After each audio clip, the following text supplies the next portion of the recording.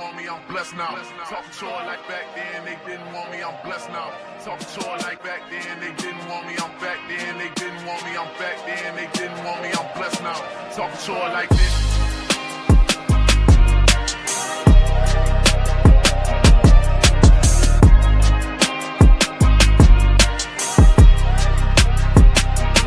Talking to her like this.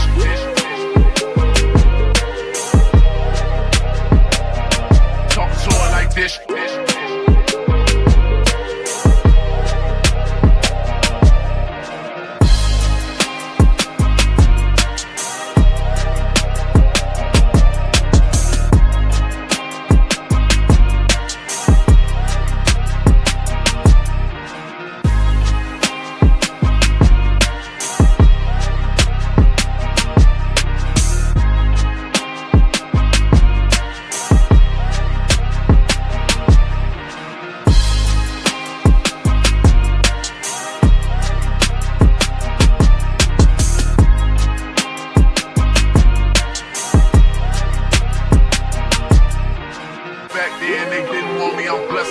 Talking to her like back then, they didn't want me, I'm blessed now. Talking to her like back then, they didn't want me, I'm back then, they didn't want me, I'm back then, they didn't want me, I'm blessed now. Talking to her like this.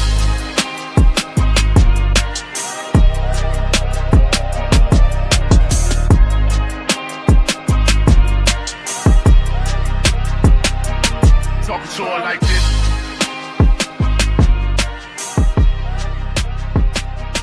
Talking to her like this.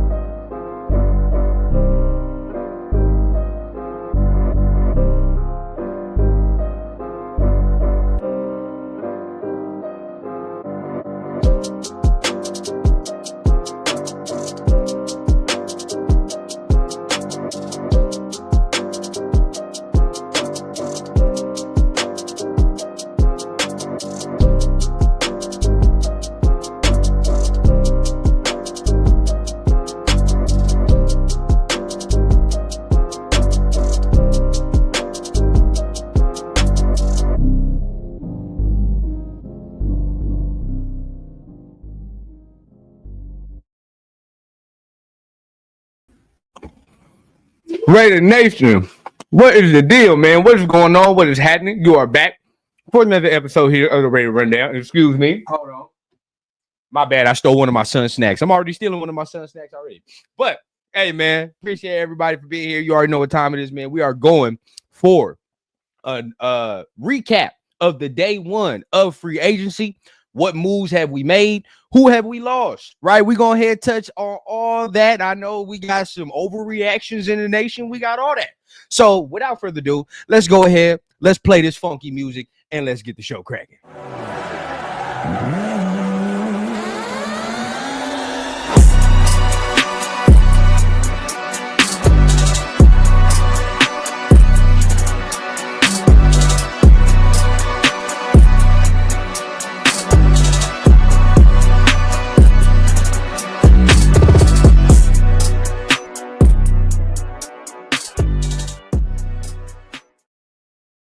What is the deal, man? What is going on? What is happening with my Raider family, man? Make sure you guys are tapping on that like button at the very least, man. And as of course, you always know what I'm saying, man. If you are feeling what you're hearing, make sure you guys are tapping on that subscribe button as well, man. So you already know what time it is, man. It is day one of free agency. Right, so we are here to give you the recap. I know I went live a little bit earlier with Jeff and Chris and them, right? But you know, of course, I had to come on here and give my solo takes for a little bit, and then we'll have some guests pop up, man. And we just gonna talk that Raider talk as we do. So again, make sure you guys are hitting that like button. You see, I got all my socials ticking across the bottom right there. So if you want to holler at your boy on any one of them things right there, definitely do it. But without further ado, man, I mean, enough of that talking, man. Let's go ahead before we get into all that. Let's get in with the chat, man. Let me tap in with the chat. tap in with my people, see who's up in the building right now, man. My guy Dixon Sider, man. What's the deal with you, big dog, man? Glad you can be here in the building with me, man. Talking this free agency talk. Raider Ryan, what is the deal, bro? Glad to have you here. Glad to have you here. My guy Gerard Pope in the building, man. What's going on, big dog? Glad you can make it, OG. What's happening with you? Al's Ghost, what's the deal, man? Salute. My guy Isaiah Randolph, what's going on? Yes, sir. Ja, that Greenlaw shit did hurt me. I ain't gonna lie, that shit wounded me. I had to get it. I had to take a second before I started this shit because the news dropped before I started the podcast, bro. I'm like, God damn. I had to take a minute and just collect myself because that right there did hurt me. That shit sent a shockwave to me. But shout out to my guy Ja, man, in the building, man. Who wants to go to Dollar General for a linebacker? Hey, I got the EBT on it. Whoever I got the snap, EBT, whatever you need, the wick, whatever we got to do to contribute to get a motherfucking linebacker here. But guaranteed, I got it all. It don't matter what it is. Tax season. What's going on, all my people, man? Vinny Thomas in the building, man. My guy Chris, what's the deal, man? Still my kids snacks all the time. Called the dad tax. You feel me? It's beautiful. I never knew nothing about the dad tax for this. Now it's beautiful. Love it. Are we in the worst division? No, bro. It's gonna be real. You make the playoffs out of this division, out of this conference, it's real deal. It ain't no fluke. You make the, you got to be playing some good ball. Make the playoff. Now we'll see. I mean, last year, it was kind of weird. Last year, a lot of teams were not that good, but in reality, though, still, I think either way, AFC, bro, is tough. AFC is tough. As you can see, I got some people in the background, but my people, yeah, Mama Rundown in the building. Raider Ryan says, I think they weren't sold on Greenlaw being recovered from the Achilles. That is something that is a factor. You got to remember he did have that Achilles going on. So that is something. Jason Marshall, Jalen Walker, my new favorite number 6 pick, which is crazy, bro. And just a little plug, and we're going to start getting to all the news, but just a quick plug, bro, episode plug. I try to bring y'all the most recent relevant content that I can, right? So if y'all haven't already checked it out, go to my episode with Raider Trey, a.k.a. Trey Majors on Twitter, right?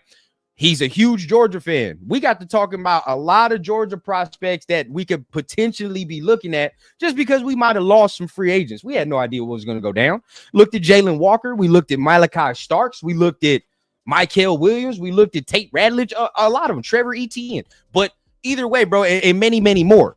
But make sure you guys tap in with that, bro, because we give a breakdown on the players, all that. And it's kind of crazy how everything ended up unfolding today. And now you look at some of these Georgia dudes, you're like, well, shit, we might take a deeper look, right? You might have to take a deeper look. But salute, man. Jeffrey, what is the deal, man? Salute. Freddie Chavez, what's going on, man? My guy, man. Salute L11, bro. Salute. Of course, Dre, you already know, man. Appreciate you for being in the building, man. Joel, what's the deal, bro? Let me see, man. Daniel Cash says, not what I expected, but is what it is. And we're going to talk about it, bro. We're going to get it down. Well, at least my perspective on it. At least my perspective. Man, everybody is getting 3-year deals out here. You feel everybody getting blessed. Shit like back in the day when Oprah and shit was getting everybody cars, you get a 3-year deal. Everybody out this motherfucker getting 3-year deals, bro. But what's crazy is, and we're going to talk about it too, how everybody tried to say before the free agency kicked off that this free agency class was not strong, right? And now you got people tripping that we're not signing everybody. But remember, bro, months ago, everybody kept saying this free agency class isn't that strong. And now all of a sudden we're tripping because we're not signing all these people to lucrative deals. It just makes no sense to me. But let's go ahead, man. Let's get into it. Before we get into all that extra, bro, let's you know what? Yeah, let's start with this, man. Raiders lose a number of key starters today. A number. I mean, if you're paying attention closely, bro, I mean, you look at it, you lost 3 dudes that you would say cornerstones, right, of this defense, of what we're looking at, especially last year. Right now, we're gonna give our thoughts and what we think on each and every one of these guys right here. So we're gonna go in and go through, right, and talk about that. But before we do this, we'll talk about the re-signs after this. Let's talk about who we lost real quick. Let's talk about who we lost real quick. Let's start with in my opinion, I think the biggest loss, right? Don't rank them of importance if that's what we're going to do. But the biggest loss for me is Spillane. It's Bob Spillane, bro. We missed out on Robert Spillane. Ends up signing elsewhere. But when I look at the deal parameters, dog, I think the man is getting close to $12.5 million a year, 3-year deal. And let me look at this for sure, right? And let me make sure, because when I did see, and I believe that is the number, but I'm going to just double check. But I believe that is the number. But honestly, when I saw the deal, a part of me was like, bro, what the fuck? Like, I was shocked, dumbfounded even when I saw the deal, because I was like, dog, if it is $13 million a year, that is a tad steep. It's a tad steep. I ain't gonna lie. I don't, for Spillane, as much as I wanted to keep Spillane, I wouldn't have kept it at that pay range, right? But I do think it is a big loss, because you look at our team now, it's the biggest hole, right? Like we don't have anybody to really fill that shit. If you're talking about like just Amari Gaynor and fucking Tommy Eichenberg, that's it. That's all we have, right? So now looking, hold on, I'm just making sure. Goddamn, can I see the deal, the parameters of the deal? This is gonna make me mad. Sorry about it. Y'all already know, man. I gotta make sure I have the correct information up to date, bro. All right, there we go. Yeah, it's looking like damn near a $12.5, $13 million deal for Bob Spillane. And I'm gonna be real with y'all, bro. I love Spillane. I wanted him back. But as Severe pointed out, and I have to agree, you can't pay a linebacker that amount of money and he's not a great coverage linebacker, right? Like Spillane is an okay coverage linebacker, but he ain't no coverage linebacker where I'm like, oh yeah, bro, like he out here covering and strapping shit up. Like, he's not doing that, right? There's an athletic ceiling and there's an athletic profile that he has that does sometimes limit him in certain aspects of the game, right? So in that regard, are you going to pay $13 million for a man that, you know, you're looking and he does things very good, especially the run. He does the run very good, but he's not playing all aspects like you would like from a linebacker making that type of money, right? So for me, bro, like Spillane is the biggest loss in my opinion. I would have loved to keep Spillane, but it's going to be a factor that we talk about amongst a lot of the guys that we have lost. The money is something that we just cannot overlook, dog. I mean, a lot of people are gonna sit here and be like, "Oh man, Spy Tech is asleep. Spy Tech ain't doing shit." Blah blah blah. But really, in regards, bro, I think sometimes, and I said it multiple times, the best move is not to make a move, right? That's the best move sometimes, not to make a move. Give me 1 second. Hey kid, back up. There you go. But best move sometimes not to make a move, bro. Sometimes we don't need to sit there and force money, right? Money, just because we're sitting there and we're like, oh man, we have a need.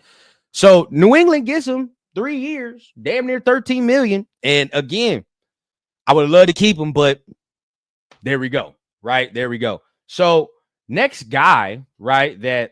I forgot. I didn't even add this to the thing. But next guy, and shout out to Raiders Resistance, of course, for our graphics as we do. But next guy that the Raiders have lost, Trayvon Merrick. And a lot of people were sad about Trayvon Merrick leaving. And I understand. I definitely understand. A lot of people were sad about that. But if you were on this channel and you were talking with me for a minute, you know I've been talking about the possibility of Trayvon leaving for a tad. It's not to blow my own horn or whatever the case, but it's to say we've been sitting on here talking about Trayvon leaving for a while.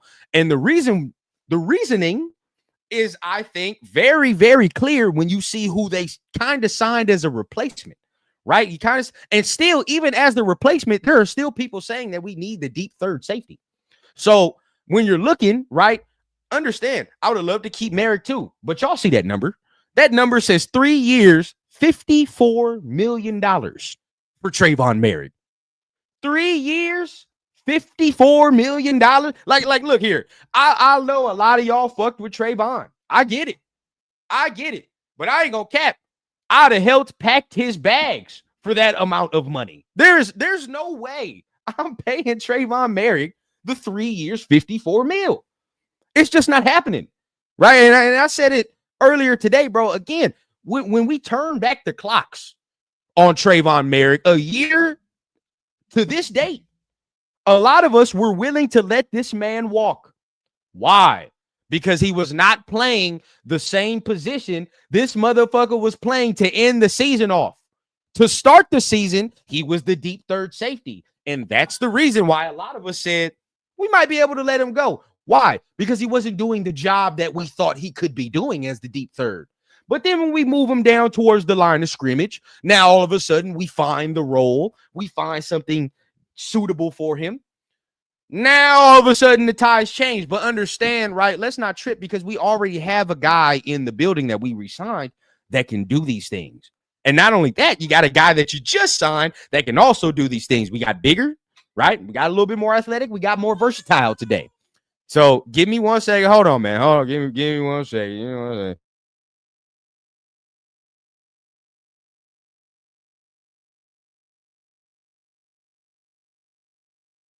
So going in from there, right?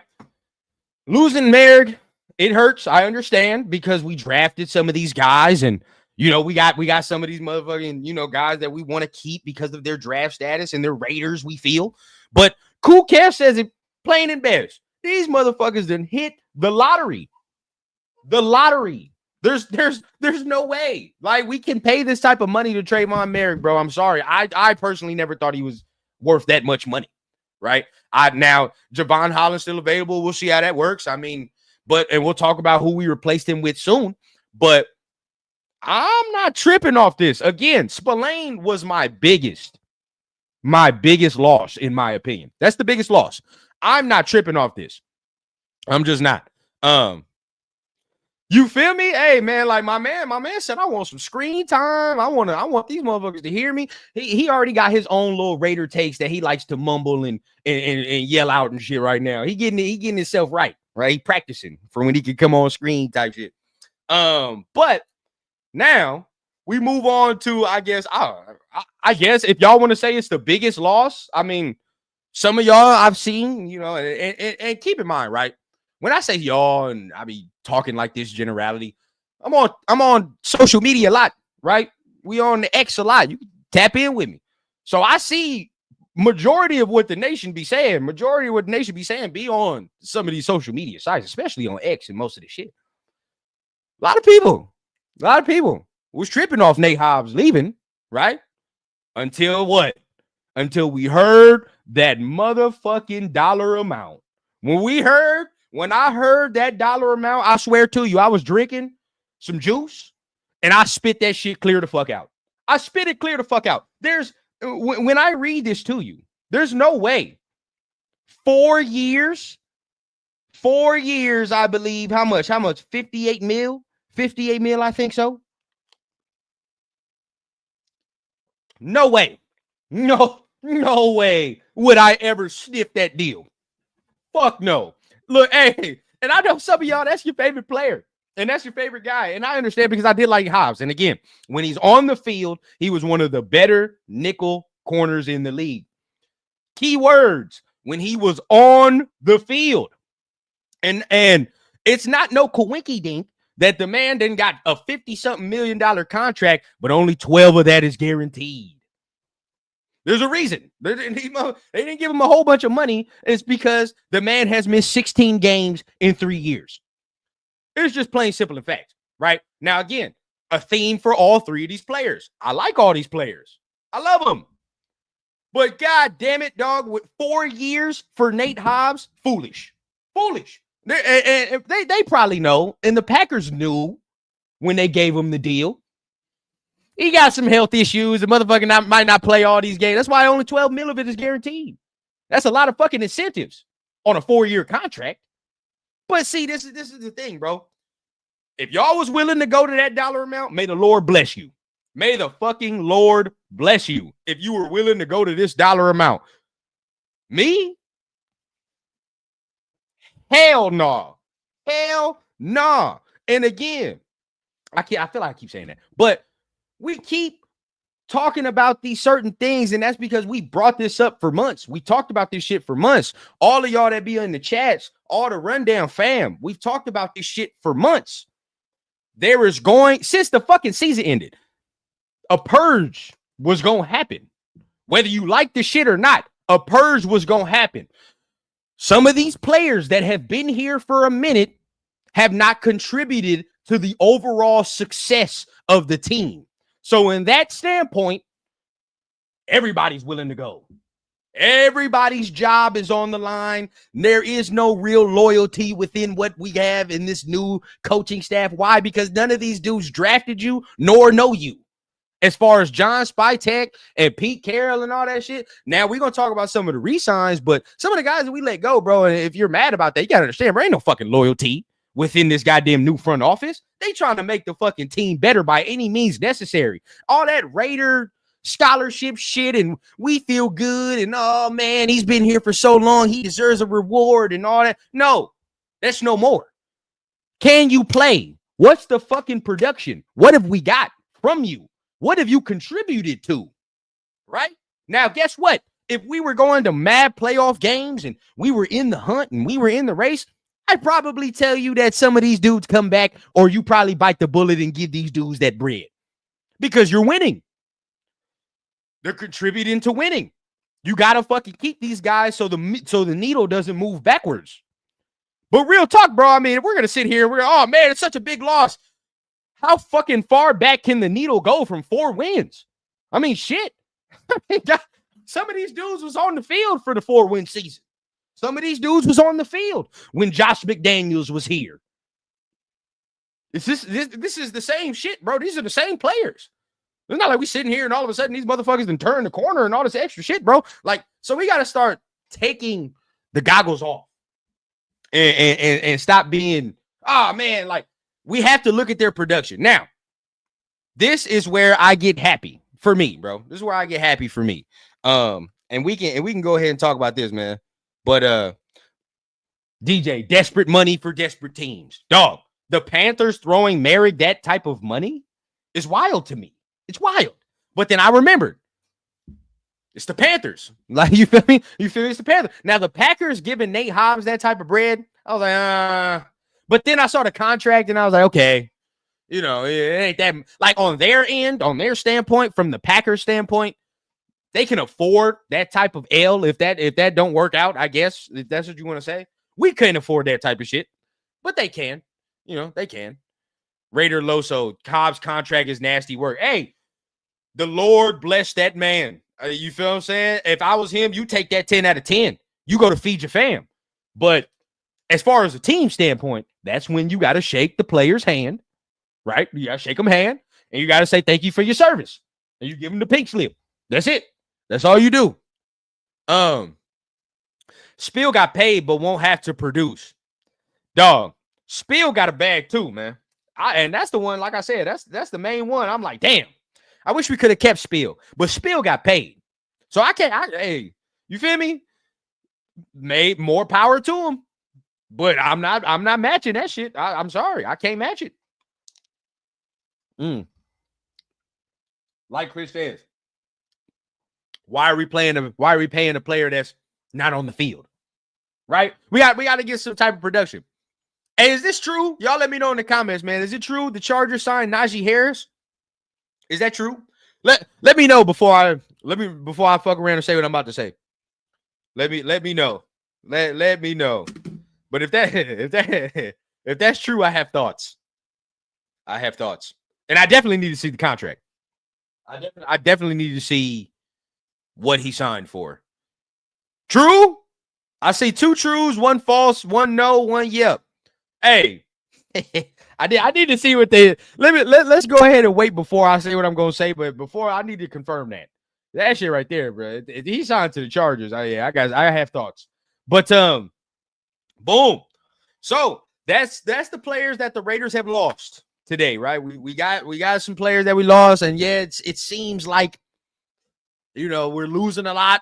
It seems like we're losing a lot. But honestly, I don't think we should be tripping about a lot of the losses we have, man. I really don't. Especially when we're looking and we have some of the re-signs that we do have, right? some of the re-signs we do have, I'm like, okay, I think we might be okay, right? So let's talk about this and start it off with the first domino, if you want to say the fall. Well, no, technically the first domino was last night with Adam Butler being extended. So let's talk about that a little bit. So tap in with that, right? Because I think I just released a little short on that, but we could tap in for sure. So as we already know, right, Adam Butler has been extended. He has been re-signed as well, and the contract is dirt cheap, right? The contract is dirt cheap. You looking at that shit like 2 years or 16 mil, some shit like that, 8, whatever it is. But I think I posted it. Let me see. I definitely posted that mug on my channel. But looking at it, yeah, the deal is definitely. Oh no, that was Chin's deal. Butler is 3 years for 16.5 mil. So that's 3 years, which is beautiful. Beautiful deal, dog. I love that shit right there. I love seeing that move. Whoever, I believe it's still Tom Delaney, I believe. He cooking them motherfucking contracts up with the same goddamn cooks and chemists that Pablo had when he was in Narco. I swear to God, they cooking that shit up pure, raw in that shit. No way that this man is cooking up 3 years, 16.5 for an Adam Butler style player. They cooking that shit up like Pablo in there, man. There's no way that we cooking up these contracts like this, right? So this, I believe, was a big domino to fall. Now, he is on the older side. You're looking at 30 and shit, or whatever for D lineman. That's when the decline starts to happen. But if all goes according to plan, right? Say if at 6 we looking at a Mason Graham. Well, shit, there you go, right? You add the youth. You add that because you can't just let go of a rotational guy like this, right? And although I do think he's on the upper echelon when I talk about rotation, that can have a nasty connotation to it. You talk about rotational player. But still, right, when you look at like he's on the upper echelon of rotational D lineman, right? Where you putting him in, and I can get me about 5-6 sacks a season if he really gets it going and he really start opening it up, right? And that's not only to account to the fact that we didn't really even see this man next to Christian Wilkins last year. Didn't see it, right? Didn't see him next to Malcolm Koonce and all these guys. And if we add a Mason Graham to the goddamn equation. What I say. And now I ain't even got to use the analogy for our quarterbacks because I thought back in the day it was going to be Aiden O'Connell and all this extra shit. And I'm like, hey, well, look, we're going to have shitty quarterback play. Well, your quarterback play going to be shitty too. But now we got Geno. So if you add Mason Graham to that motherfucker, we on your ass like back pockets. We're on your ass like back pockets. And I love the shit, man. That's what I'm talking about right there, bro. That was a beautiful first signing to start it off last night. And everybody, this is the thing. Like, you'll wake up today and you'll forget about all the shit, but we already re-signed Palomau. We've already re-signed Adam Butler. We've re-signed Meredith. Like, we've made moves. We've got our own guys back, right? I mean, it's just in this cycle, again, to reiterate, I'm just going to keep saying that shit, bro, to reiterate. Multiple people were telling us that this free agency class was weak, weeks prior to this. So let's not be surprised and confused when we're not spending hella bread on a weak free agency class. Let's not be fucking confused.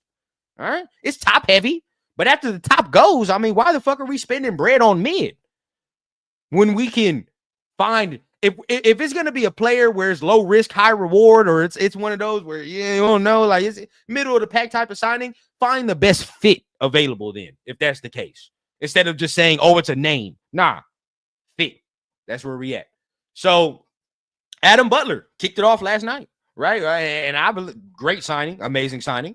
And then as far as today goes, right? So we lose Trayvon Merrick, but this is something that we're going to talk about heavy. And before we get into that, let me tap in with y'all in the chat, see what y'all talking about, man. See, because I don't want to leave y'all hanging like that. I definitely want to tap in with y'all. They working on a deal last I seen. Okay. I hope Najee goes to the Chargers. I really do. Something tells me, man. That's exactly what I want right there, man. I really do. Now the Broncos are made fucking moves today. I'll be honest with you. I'll be honest with you. They made moves. I'm not gonna sit here and be a hater. I'll be a little bit, but these motherfuckers done made moves. All right, they made moves. Hafunga, Greenlaw. Them is good moves, dog. We can't hate too hard. You feel me? Like these motherfuckers done made something happen, made something shake. As far as the Chargers, though, right? These motherfuckers is selling ass like they was on. These motherfuckers is selling ass like they was on the strip. Fremont. Like they was on Fremont. They selling ass for a wide receiver at this point right now. Any wide receiver will do for the Chargers. These motherfuckers. DK Metcalf. No, let's try to go for T. Higgins. Oh, wait, no. Let's try to go for this, and that. Ah, shit, you gonna have to settle for maybe Amari Cooper. Maybe. Nah. Or you know what? You got to run it back with Quentin Johnson. These motherfuckers out here advertising anything for a wide receiver and is striking out. And you mean to tell me that they big move was Najee Harris? Oh, yeah, I'm going to laugh my ass off. I'm going to laugh my ass off if that's the case. But let's continue to look, man. What y'all talking about, man? Raiders depth trading down. Seems good right now. That seems like a good idea right now. But probably the 13 to 18 range. I like it. Probably drafting Eamon Wari or Jahad Campbell. I like it. I can make that shake. If we talking about those two dudes, for sure. I definitely was on Eamon Wari before we found out about the Chin news. Before we found out about Chin, I definitely was on Eamon Wari. But now, excuse me. Oh, chubba. But now, not on that, bro. Now I'm not on that, huh? There you go. Ooh, you spitting it out, dog. Now, if we continue, right? Joel said Butler is the steal of the free agency. Yeah, real talk. He's because that, bro, 3 years, 16 mil. Like that shit is crazy, right? That shit is crazy. Now, of course, you want to take care of him and shit, but you know, the fact you could tell he wanted to stay here as well, right? And that's a good thing. You always want guys that wants to stay here, that want to stay here. Brady and Spy Tech working. I agree. Ja, you get Mason Graham next to Butler, Wilkins, Max, Koonce. Give me Chason back. Ooh, we working. We're fucking working. That's what I'm talking about, bro. Now that's how you get after Mahomes' ass right there, right? That's how you do it. And you got a quarterback now that I believe we can win multiple games with now. And I believe if everything goes according to plan, bro, he's not going to fuck off the game like how we saw with Gardner Minshew and all these other quarterbacks, right? I was at 8-9 mil for Spills. Oh, yeah, that motherfucker purely exceeded your expectations. Purely exceeded your expectations. You damn near had to put him on layaway if that was your price. No cap. No need to blast. Oh, Michael, get out of here, dog. This is the wrong channel for you. See what Chubb have left. Draft running back 2-4 round. Dog, Jason. Now, when I say these things, people criticize me for sometimes some of these things, but this is what I'm saying, bro. When I say get Nick Chubb, 100% I'm with you, bro. When I say get Nick Chubb, you're not signing this man to be your workhorse every down back. Like, get that out your minds. Nobody's signing him to do that. What you're signing him to do is be a veteran presence in the room. When I draft these 2 running backs in the fucking draft next month, that's what's about to happen. You feel what I'm saying? When I draft these 2 running backs in the draft next month, I need a veteran presence. And what better veteran presence than Nick Chubb? You feel what I'm saying? Now, look, check this out. If he can give me any resemblance of what he had with Cleveland, we're going to work. We're going to fucking work. That's all I'm saying, bro. We are going to work. Would you go Graham or Jalen Walker at 6? See, that's tough. Because honestly, as much as it's weird, like you might be able to even go back a tad for Jalen Walker, but then it's like for what he brings, right? Like for what he brings, we kind of need that versatility. I still might go Graham though.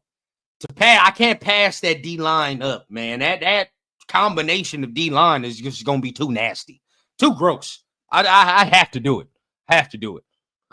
Now, Ja, my guy, bringing up the good shit.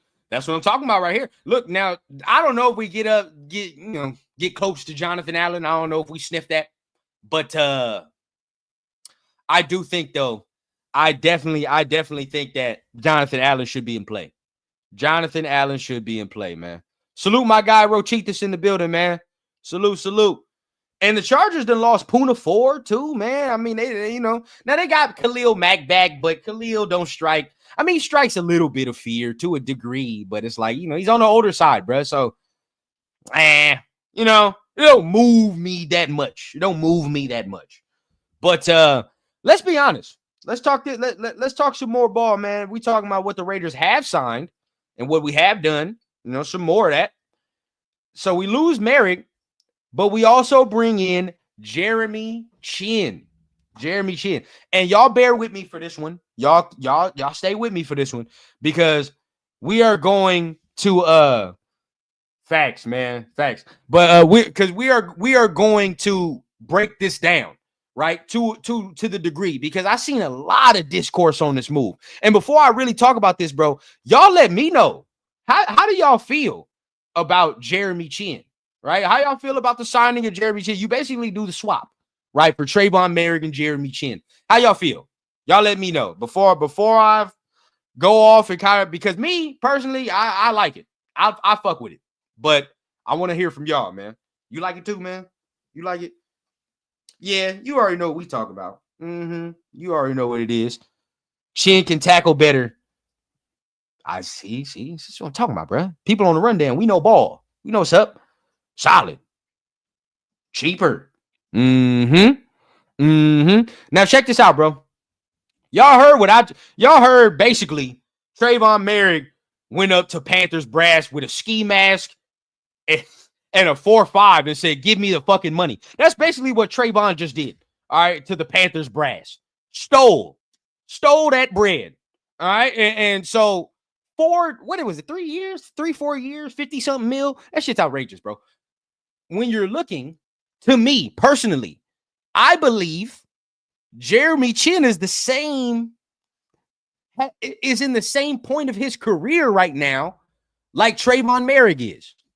When I'm saying, okay, started off shaky, it was whatever, but found some success and found a role, little resurgence last year, and now looking to continue that success. I think him and Trayvon are in the same trajectory of career, but Trayvon got $50-something million. When now all we look at Jeremy Chinn, we signed this man for 2 years, 16 mil. That's a deal. That is a deal. If we're looking, and he played, we're gonna hit it here, right? Because I want to give you guys kind of what we're getting, right? What we're getting. Because again, I've seen a lot of discourse on this. There's some people like, oh, he sucks. He's not good. He's whatever. Keep in mind, bro, he played 94% of the snaps last year. So this man was on the field. So the sample size that we were getting from Jeremy Chinn was a lot, right? Was a lot. So let's read you these stats right here. And this could kind of tell you. Now, everybody that says, oh man, we lost Trayvon. Let's read Trayvon's stats, and then we'll go from there, right? So with Trayvon last year, okay, and everybody coveted Trayvon so much. He had 104 total tackles. 64 tackles for Trayvon were solo, 40 assisted, right? Only 1 sack. He had 2 interceptions last year. Okay, he had 2 interceptions last year. And I believe this is a fumble recovery. I believe he had 2 fumble recoveries, right? So 2 fumble recoveries. He had 2 interceptions. You're looking at the 100 tackles, 64 of those solo. Okay, interesting. Pass deflections at a 10. So that's nice right there. But when we compare that to Jeremy Chinn's year last year, and again, remember 94% of the snaps on a team that went to the NFC Championship game, he had 100. Jeremy Chinn had 117 total tackles. Trayvon had 64 solo tackles. Jeremy Chinn has 73, which proves and shows the point of the better tackler point, which I believe he is. I believe Jeremy Chinn is a better tackler. 44 assisted, right? 2 sacks from Jeremy Chinn. Some versatility that kind of I believe Trayvon would give us, but this man I believe is a more physical blitzer. Forced fumbles with 1. Same amount of fumble recoveries with 2. 1 interception. Trayvon had 2. He had 1 interception. Pass deflections at 5, and Trayvon had 10. Right? So again, bro, like we can debate all we want, but when I look at the 2 stats, and you tell me that one dude got 54 and the other one is 16 for the whole thing, oh, we came out winning. We came out winning, in my opinion, bro, because this man is very versatile, can play safety, can play nickel. I believe can come down and play a smidgen of linebacker if needed, right? And also, let's look at this as well, because I want to highlight something as well, because what we're about to get is different, right? It's going to be a different look and feel of physicality when I say that, right? And the reason I say that is because now we re-signed our guy, Isaiah Palamau, right?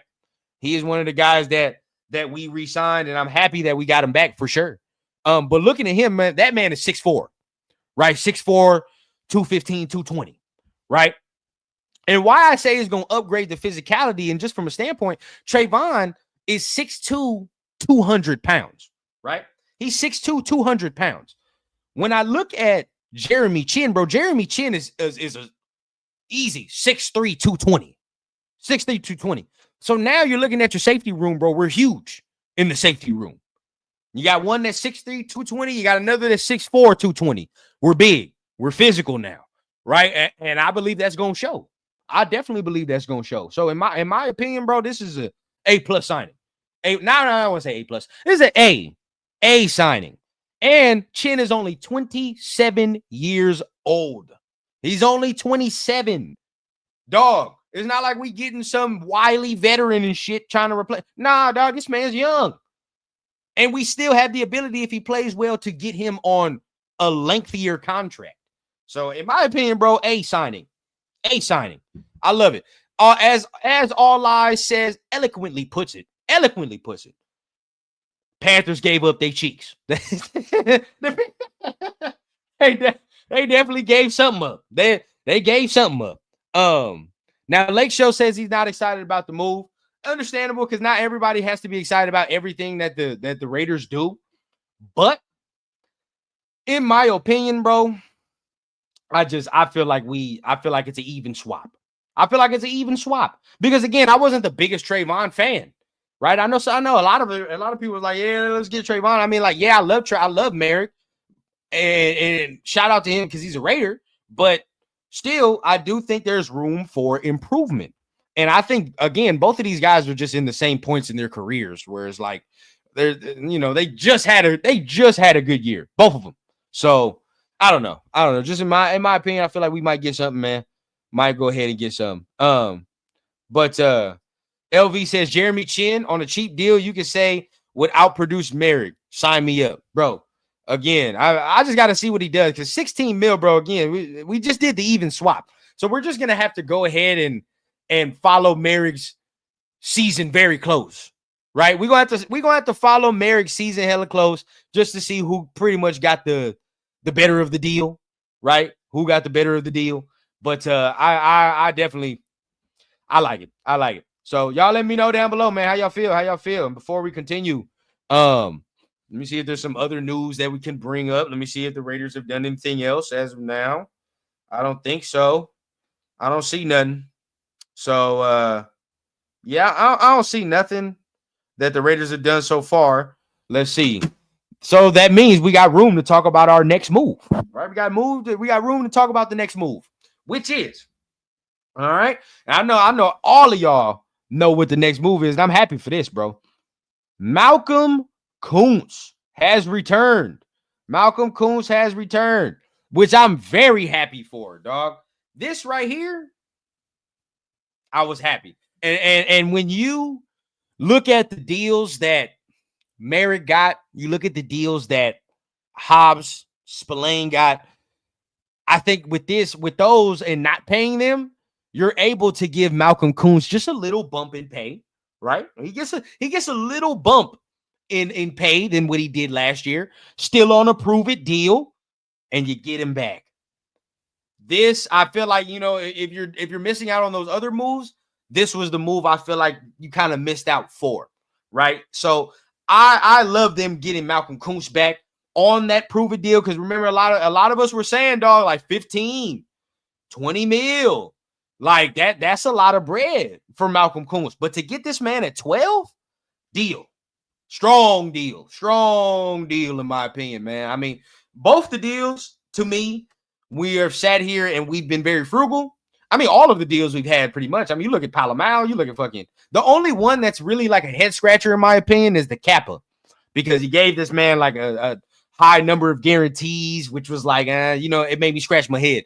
But other than that, bro, out of all the re-signs and the moves that we've made, like, I'm not mad at any of them.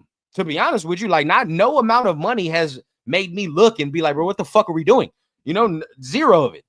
So with Koonce, you look at Palomar, you look at Meredith, you looking at Butler. I mean, all these guys that we brought back, even Chin, outside guys, right? All these guys that we brought back are very cost effective to the team, right? Very cost effective to the team.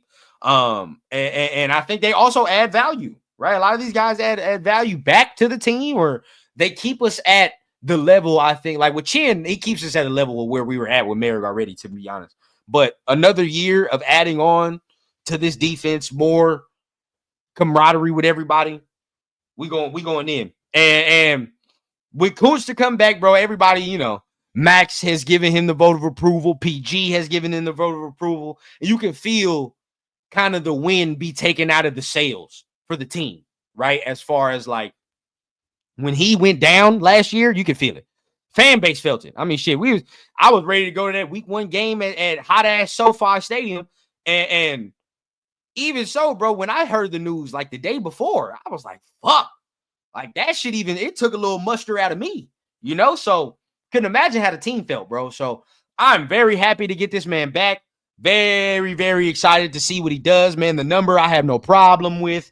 So I'm very, very excited to see what he can do with health, again, with health, with everybody in between, right? I mean, you talk about Koonce adding on with everybody coming back, and if we add a Mason Graham, again, let's go to work. Let's fucking go to work. Cool Kev, Chason needs to get signed. I agree. Mm-hmm. That's the next domino to fall. I need to see that as far as the defense. I mean, he should come fairly cheap, right? He should come fairly cheap. Now, if somebody wants to overpay that man, again, you're gonna have to let him go, but I think he should come fairly cheap. Frank P, he says we need a wide receiver, running back, cornerback, linebacker. Yeah, add a guard maybe if you want. Add a guard if you want. But yeah, that's the list. That's damn near the list. We need to get it in. And fuck, man, we lost Hobbs. There's a number of dudes. It's not really that much. There's a number of dudes I think we can replace Hobbs with. Merrick is a different story, but we got Chin. Still need that deep third, in my opinion. Linebacker is a glaring asshole right now. Glaring. Like we don't have shit there. Bernie was okay. Gainer, we don't know, but I feel like Gainer's better as an outside linebacker, my opinion. I liked Eichenberg coming out. I just don't know what the fuck to expect now. The man couldn't find his way on the field, get no snaps.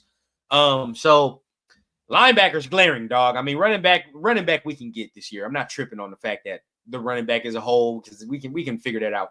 Running back is glaring. Don't know. And now, I mean, I'm gonna be honest, bro. I mean, I've said Mason Graham a lot, but at 6, I'm entertaining T-Mac if it's offense. I don't give a fuck at this point now. I'm probably, if we're gonna go offense, I'm gonna entertain T-Mac. I'm gonna do it because right now, I mean, it's there, it's clear for the taking. That shit is a perfect fit. Everybody likes to talk about Genty and all that, bro. But I mean, for the need of what the offense needs, T-Mac fit like a motherfucker, man. I mean, it's simple. We need the X. Geno does well with the big body receivers where he can put the ball in accurate places, right? Geno is very good at putting the ball in certain spots. You can tell, right? So the contested receiver, the 50-50 ball guy, the back shoulder guy, he's very good with those guys. I mean, he was good with DK Metcalf and all these others. He's good with that. T-Mac is that guy. If we're gonna go offense, bro, I'm very leaning towards McMillan. That's where I'm leaning. Now trade back could be there, but if it's offense, I'm going there. Stay put. If we're going defense, bro, I'm taking Mason Graham if he's there.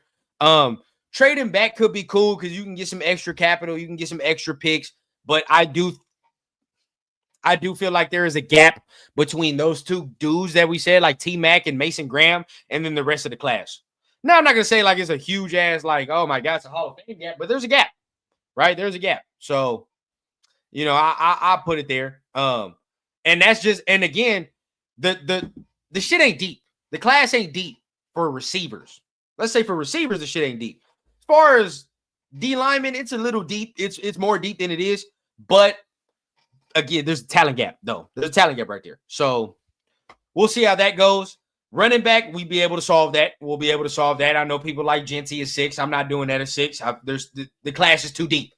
Too deep. Now, if the class was not this deep, I understand. I get it because we got to take the best player available. And if the talent gap is that large, you got to do it, bro. But, bro, I mean, so many running backs in this class. I just cannot take the number 6 overall pick, something so valuable, and use that on a running back, bro. I just can't do it. I can't do it. Desert thinks McMillan is overrated. I gotta disagree with you there, big dog. I love you. I disagree. I gotta disagree. I want to trade back and draft him. Jihad, you talking about Jihad Campbell? I ain't gonna lie, bro. I've seen Jihad fall to the second a couple times. We could trade back and get him, but if you're gonna ask me which linebacker I'd want, as far as who I want, I've probably taken Jalen Walker. He's technically a linebacker. Probably taking Jalen Walker a little early than I would to trade back and get Jihad Campbell. That's me. Because I just like what Jalen Walker brings. But think about it, right? Like Jalen has to play edge, right? Like he'd have to fuck around and play edge. So that's me right there. Now you know ain't nothing wrong with you, dog. You just sitting here yelling so people can hear. Huh. And you just stare right at me after you done. But bro, you love you some Carson. What's his Schwasinger? I have to dive in, bro. I have to dive in, get real deep into that, bro, because I don't know. I have to see. There are some guys though. You know, I like me that Jeffrey Bossa from Oregon. Jeffrey Bossa from Oregon is nice. A couple guys that we can get. The linebacker class this year in the draft ain't deep at all, though. So we'll see what we can do for that. But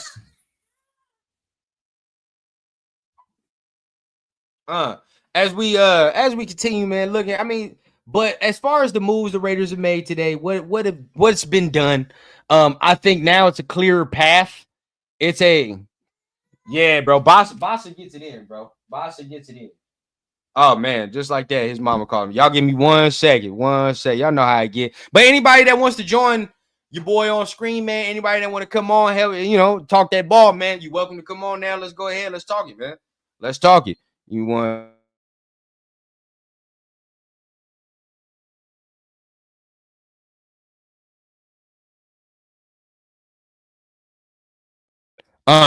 so what about move back? Look at Golden.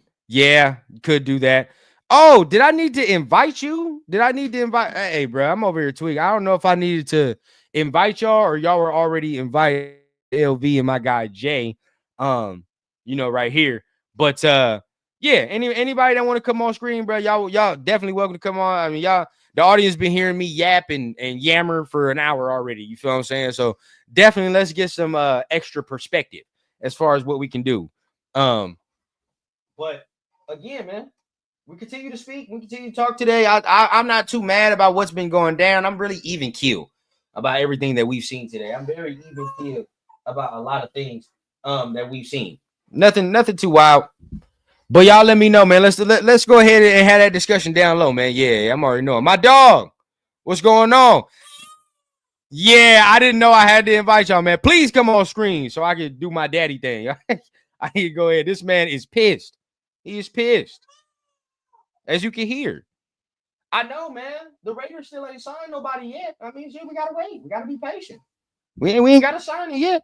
We gotta see. See, he want to sign it just like some of y'all, bro. Some of y'all sound just like Baby Rundown out there, right? Crying because we ain't signed shit. You feel just like that's how y'all sound. That's how y'all sound because we ain't signed the goddamn superstar and these things, bro. Chill out. You feel me? Chill out. Chill out. We're good, bro. We are good. We are going to be making our signings. We are going to be making some moves soon. You know what I mean? I think again, it's all about the fit, dog. It's all about the fit and what the fuck we can do. Okay, I got some people coming on joining me right now. But yeah, man, it's all about the fit, bro. See what we talking about. Trade with Dallas. Jerry wants Genty. Genty wants Dallas. At 12, Raiders select Golden from Texas. Okay. Okay. I see. You want Golden that early? I don't know if I would take Golden that early. I don't know. This is my opinion. I don't know if I would take Golden that early, but that's just me. But I see a lot of y'all talking about Golden. I get it. I see. You know, trust me, he's one of them guys for me. He's one of them guys for me. But do we have to take him at 12? That's the question, right? Do we have to take him at 12? I don't know. I don't know if we'd have to take this man at 12 because that's a little steep, in my opinion. I feel like we might be able to even trade back a little further and get Golden, but maybe I'm tweaking. Maybe I'm tripping. Y'all let me know. A linebacker is where I'm getting worried, though. I'm getting worried. We're right back to where we were, square one, before we got Spillane. Right? Before we got Spillane, we right back to square one, which is tough linebacker play to watch. tough linebacker play to watch. And we all knew what the fuck that was. Oladejo, another option. Yeah. Is that Buddy from UCLA? I believe that's Buddy from UCLA, man. What did Aaron Rodgers say? Relax. Please, relax. We're fine. Mark says, you like the Alabama linebacker, Jihad. Yeah, Jihad is real. There is no denying. Jihad is real. And I was already looking at, like, I would have targeted him. If we still had Spillane, I still would have probably got Jihad somewhere in the second round. But now, I don't know. Maybe you push him up the board because we don't have anybody. But as of right now, I feel like it's too rich if we try like 6 or 12 or whatever. Like, I feel like that's a little too high for what he is, just in my opinion. But before we continue, man, we got somebody on screen, man. We're going to bring in one of the Raider family in the building, man. We got the one, the only, man. Hold on. I thought my bad to go off screen real quick. We about to bring him on screen in a little bit, but we got one of our guys in the building, man. Got one of our guys in the building. Let me see. I think Raiders would take Jerry to the Cleaners if they trade the 6th pick to the Cowboys. I would. I don't even know what it is, bro. He gonna have to give me the whole kit and caboodle for that, and I'd definitely take it. Prediction: 3 picks. Titans, Travis Hunter. Browns, Abdul. Giants, Cam Ward. Now look, bro. If I was telling people, if I was the Browns, I'm taking Abdul Carter. I'm taking Abdul Carter. And I'm going to pair him. And I understand what people talk. Oh, man, the Browns going to take him. Fuck that. I'm getting Abdul Carter and I'm putting it with Myles Garrett, bro. That shit's hard. That shit's hard. Oh, man. Yeah, I love that right there. If they were to do that. Now, Giants taking Cam Ward, easy money. We all knew that. That's probably how it was going to fall and shake. I would think so, how it would fall and shake. And then, of course, at 6, I'm still taking Shador if he's there, bro. I'm pulling the Falcons. Do you think we can compete? Yes, I do. I do think we can compete. Now, when I say that, we're not going to sit here and talk about Super Bowl and talk about all this extra shit. We're not going to do that. Nah. But what we will talk about is playoff contention, wild card contention. And that's not bad to say when your fucking team had 4 wins, right? And that's not directed at you. Don't let my hostility be directed at you. That's when a lot of people are saying, man, Geno's only going to take us to the wild card game, man. Like, Geno only going to take us to the goddamn first round of the playoffs. And motherfucker, we won 4 games last year. What are we saying? Like, what if we won 4 games 60 year prior? So I just don't understand when people say that. Like, yeah, 100%, bro. Playoff, try to get into the playoffs, wild card contention. That's my goal. That's what I want to see. So before we continue, man, now we bring some of the brothers on screen, man. We got our guy, Jeff, New England Raider boosters in the building. You already know, man. Big OG in the building. And of course, we got another Morning. our guy, Jay, in the building, man. Our guy, What is bro. good? First Win Baby podcast, man. What's the deal, man? What's going on with you, my guy? Chilling, man. What a long! It's a long day, man. Long first day of free agency for sure. A lot of downs, some ups, for sure. But I think the best is yet to come for sure. Yeah, definitely. We'll see, but like I said, the audience been hearing me talk for an hour straight plus, man. So they definitely want to hear from y'all how y'all feel about it. Definitely, I was a little bit, Jeff, earlier when you were talking about some of the guys that we didn't get, some of the guys that we didn't re-sign a little bit. Jay, take us away first, and then Jeff start us off after that, man, about kind of how you feel after that. But some of the guys that we didn't get back, right, Jay? I mean, shit, we didn't get back. Hobbs, Marriage, Spillane. I mean, what? How you feeling? I mean, look, I'm gonna tell you, yeah, it hurt seeing Spillane go. Morrig, not so much. Hobbs, we knew what was gonna happen. A lot of us were saying that we didn't see him coming back, but Spillane, man, it did hurt. Not gonna lie, but one thing that we kind of remember here, and I think Jeff says it best, and I think it applies to this scenario. We can't get attached to all these players, man. And I love Raider Nation, I do, much love, but honestly, we got to exercise some patience, Everybody was up in arms because Spy Tech wasn't doing anything in the first half of the free agency opening, right? We didn't do nothing really in the morning. But I told everybody, you saw me on Twitter. I was like, yo, man, we gotta have some patience, stay calm. Shit's gonna pop off. It's gonna happen after lunch. Watch and see, right? We lost Spillane, and then we lost Morrig, and then everybody's up in arms, and then guess next thing you knew, it was like it was like 2:00 my time, 1:00 Pacific, somewhere around there. And then boom, we get the news for Chin, man. I mean, that's a solid pickup. I know that there's mixed reactions about that, but honestly, I think that's a solid pickup. Say what you want to say. Looking at the comparables, at the worst scenario, if you want to shit on it, we're not losing anything. We haven't lost anything. You're still getting the same kind of production out of Chin as you would with Morrig if he was still here. But I feel this is a slight upgrade. I feel that he's gonna really work out here in Vegas under Pete Carroll, right? He had a really good year last year, and we're just scratching the surface with this kid. So having him here and having literally a plan B come back so fast the way it did, I'm impressed, man. I'm impressed about Spy Tech. We can't be going and spending all this crazy money and getting into like this deep negative cap space where we're having to go ahead and, kind of live paycheck to paycheck, in other words, right? We got to be frugal. We got to be smart about our money. This was a smart signing. Literally, we got Chin at a fraction of a price than Warwick. Fraction of a price. I'm gonna let that sit in with some of y'all. Fraction of the price for a quality player, the same kind of output we're gonna get that we would have gotten from Morrig, we're gonna get from Chin. Fraction of the price. I think that's enough said right there about Morrig. Spillane is still yet to be determined. I know we're not in the hunt for Greenlaw's gone. Oh yeah, that's over. That's over. That's gone, and I understand that.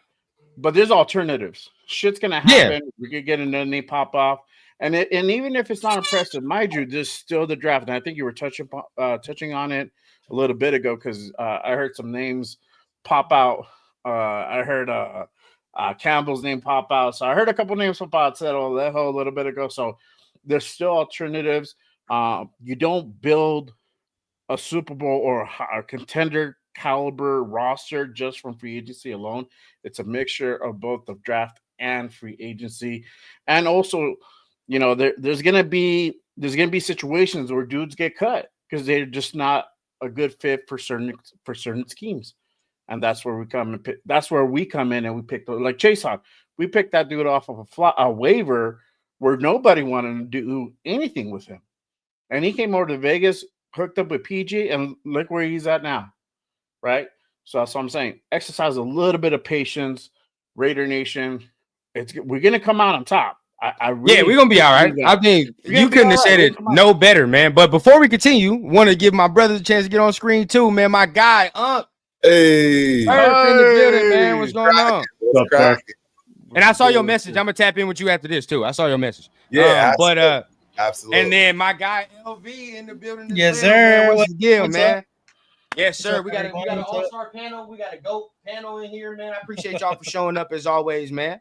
I'm gonna ask, all y'all. Now, Jeff, I love you, but I just seen you a couple hours ago, so I already know how you feel. I'm fine with going live. Yeah. I still need to wake up. I took a little power nap after that. I had to do the same goddamn thing. We'll just get myself ready.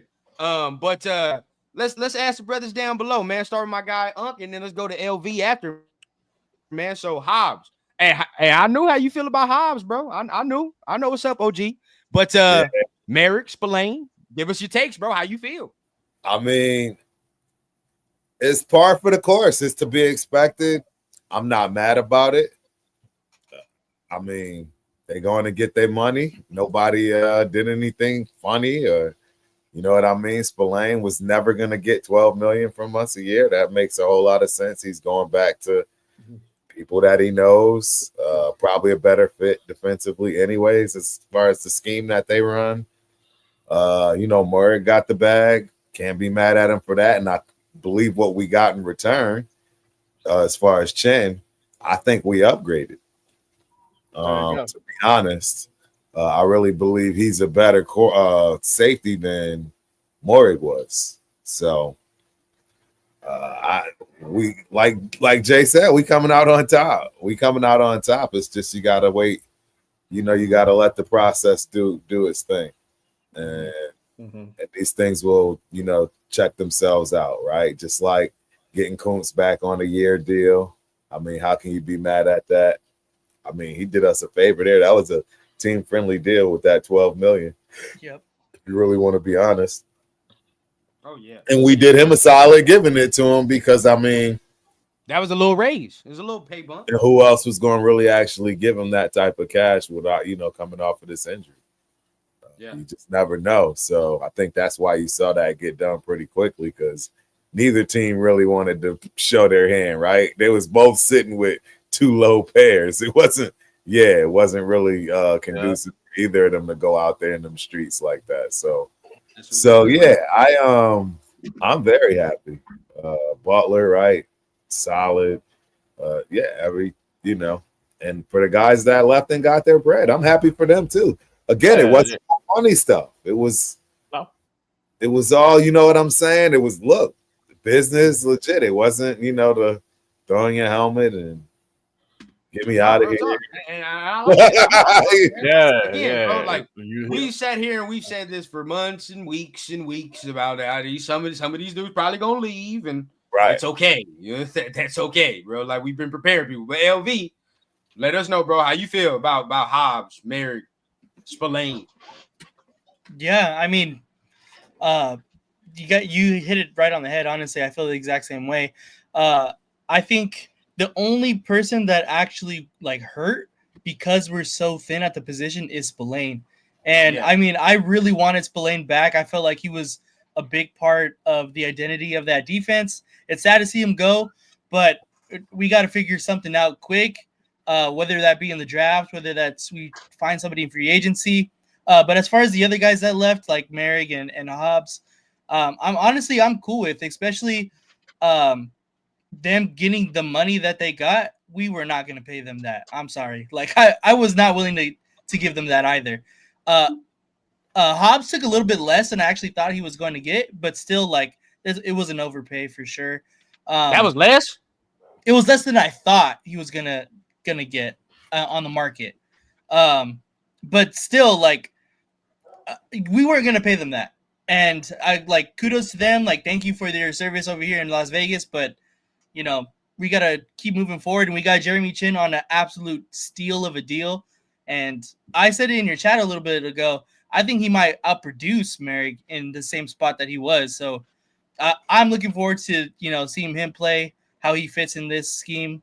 But I'm excited. I know people were saying we were kind of sitting on our hands all day today. Even I was a little bit nervous when you start seeing people fly off the board. But I think we got a plan, and I'm willing to wait. Kind of get Jay was preaching patience just a little bit ago. I'm willing to wait to see how this all unfolds. Hey, whoever said that T-Mac was overrated, you definitely are. Oh yeah, that's crazy. That's a wild comment. That's a wild comment. Come on, son. I just had to point that out. And speaking of patience, our guy Jeff, man, I mean, they was with you a couple hours ago. You got a chance to sleep on it a little bit, think about the moves, kind of. How you feel now? How you feel? I actually feel fine, to be honest with you. I like Jay said, and quoting me a bit there, that people get too attached to somebody's plays. You can't do that. You got to remember this first and foremost is a business, and if it's not a smart business decision money wise, then it's time to part ways. You can't sign everybody. It's just impossible. You don't have you don't have unlimited money. You've got a cap for a reason. It's no different than when you draft in fantasy football. If you do a money type league and your roster's going to be built on, say, $100 as a basic salary, then that's what you got to do. You can't get everybody you like, So there's going to be casualties along the way. We had a few today, but you know what? Obviously, the front office and the coaches have a plan. You got to give them credit for that. You got to let them just do their thing. I actually laid down on the recliner and my phone dinged, and I looked and I was like, why couldn't they have just done this 10 minutes sooner? I saw the Koonce message come across the board. Yeah. I mean, literally not even 10 minutes after we had all logged off. And I'm like, I'm just going to go lay down because I was starting to fade anyway. So, and then I saw that. I'm like, at this point, I'm just going to go to sleep. Everybody else and their brothers going to be going on talking about Koonce being re-signed. So I'm just going to leave it. I'm just going to put that right there, leave it, and take my little power nap. But yeah, I don't have any issues with who we did not bring back. I like who we brought in so far. I just wish we would have been a contender with some of these, with at least one wide receiver. But it is what it is. Ducky is. I don't like the fact that Spillane coming in New England because now I'm gonna have to fucking listen to that. Yeah, now you gotta do. I ain't gotta go over there for that. But Ducky is funny. He said, "Pat's looking for Milton for all the Milton Glazers." I'll take Milton right the fuck now before I took Jalen Milroe. Oh yeah, I don't care who says anything about it, bro. Because we're gonna sit Jalen Milroe for 2 years anyway behind Geno Smith. What the fuck is the difference? Right. Yeah. And I feel like Milton's better quarterback now. Yeah. Thank you. So there we go. So if we gonna continue, now I know like all of y'all are saying, bro, main theme. We can't get too attached. And we've been saying this all the time, bro. Now, again, it's funny how the teams that are winning find all this fucking cap space and shit and all this room to sign to all these people. But key words, they're winning. So, of course, you going to find a way to finagle something if we get. But if you're losing, well, shit, I know my pockets is real tight if I'm not getting what I want from my money. So I'm just saying, bro, like we can't sit here and be mad at I know some people are mad at the players for leaving. I'm like, fuck no, you can't be mad at them for leaving. If they're gonna get that type of bag, they're stupid to come back. I mean, I'll be honest, bro. They're dumb to come back at the point in their career, especially Spillane, especially Hobbs and shit. Like when you done shown type of inconsistency with Hobbs and Spillane is like damn near 30. You got to get that money. You got to do what you got to do, bro. You can't sit here like that. Now I didn't bring this up because I was kind of waiting on some other people to talk about this, but moves around the league, specifically in our own division. On paper, the Broncos did they shit. I ain't gonna lie. On paper, the Broncos did a big one today. What they do? Son of a bitch. They got Hufanga Hufanga and was they got nice. Greenlaw. Yeah. And they got Greenlaw. Well, I don't know if you guys are watching right now, but Matt Collins just agreed to terms with the Patriots. Yeah, I heard that He's going earlier. there. So like Javonte Williams is going to Dallas. okay. Is that the kid from the Lions? No, Javonte Williams. Javonte's That's from the The Broncos. Oh Broncos, no. Broncos Okay. Broncos dude. Chiefs got Elijah Mitchell. You know, that was Yeah, the I one that seen we that. talked about a lot. You know, Chiefs got Elijah Mitchell. Any other moves that kind of struck your mind? Now the Greenlaw Broncos got one Hufanga. hurt. That was a That big shit one. hurt. Yeah, that's the one I That was shit hurt. like, oh fuck. And they got Greenlaw too. So that shit, both of them motherfuckers right there. That shit. I was like, damn, that's good. That's good. But I've been saying it all day, right? You know, Chargers out here selling their ass on the street for a wide receiver. It don't matter what it is, man. They trying to get one however they can, and they can't get one. I'm waiting for it to be official, but if they actually sign Najee Harris, I'm gonna laugh. I'm gonna be honest. That shit's funny. That should be funny to me. I don't think he's all that good, bro. To me, I don't think Najee's all that good, in my opinion. Where I just got to see how much they sign. Oh, never mind. Just in. They just did. Okay. Chargers just signed Najee Harris. Oh, this is actually for a 1 year, $9.5 million deal. Well, actually, 1 year, $9.5 million deal for Najee Harris to the Chargers. That's not bad. No, that makes sense. I would have That's took not it. bad, yeah. Nah, that's not bad. For a year, I would have taken that. Yeah, if it was a year, that's not bad. I wouldn't have been mad if the Raiders would have did it. But again, we were projecting like 12 for him, right? Like he was gonna want like 12 to 15. They was going like 12. They were going like 12. Even the 9 is a little. Damn near I wouldn't take Najee for 9. Nah, I'm all right. That's on the I'm all right. for sure. Yeah, I would rather give Chubb 9 than give him 9. You ain't even got to give Chubb that. I wouldn't. Exactly. I wouldn't. But I'm saying if I was forced to, that's probably what I would do more so. Dog, all I gotta do is give Chubb a bucket of icy hot, and I'm good. You work. You gotta fucking work, bro. That's all that matters, dog. Him, Mark, and Pete are all gonna be using the same arthritis medicine, and it don't fucking matter. I want Chubb right now. I want Chubb right now for the amount of money he's gonna command. It's not gonna take nothing to get Nick Chubb over here. Yep, I agree. My man Steve Jones said turf at the French Riviera. Like during the season when we were first starting to talk about free agents, I was all big on Najee, but I kind of cooled my heels on that for the last couple of weeks. I wasn't feeling it after a while. I still wasn't feeling the Chubb thing, but Chubb went to Pitt. Fuck no way. Hold up, not. But no, I don't think he signed yet. The only reason I keep saying will break out again in Pitt. Oh shit. Oh, maybe because Najee left, and they're like, to replace him. They like assume that. They assume go there. Every time I bring up Chubb, though, it's the main thing, bro. Cheap. That's it. Like we just need a league minimum. League minimum, right? Oh yeah, he's gonna make league minimum. He's gonna make nothing. He ain't gonna make shit. He ain't gonna. What is that league minimum for a running back? 4 years, 5 years. I'm thinking about like a $5 million contract, maybe like a 4, some shit like that. Something cheap, real quick. 5. Let me look at his value. Yeah, it might actually even be cheaper than that. I mean, he's a huge liability. That's what I'm saying. He's a huge liability. So you ain't gonna be able to it's not gonna be crazy.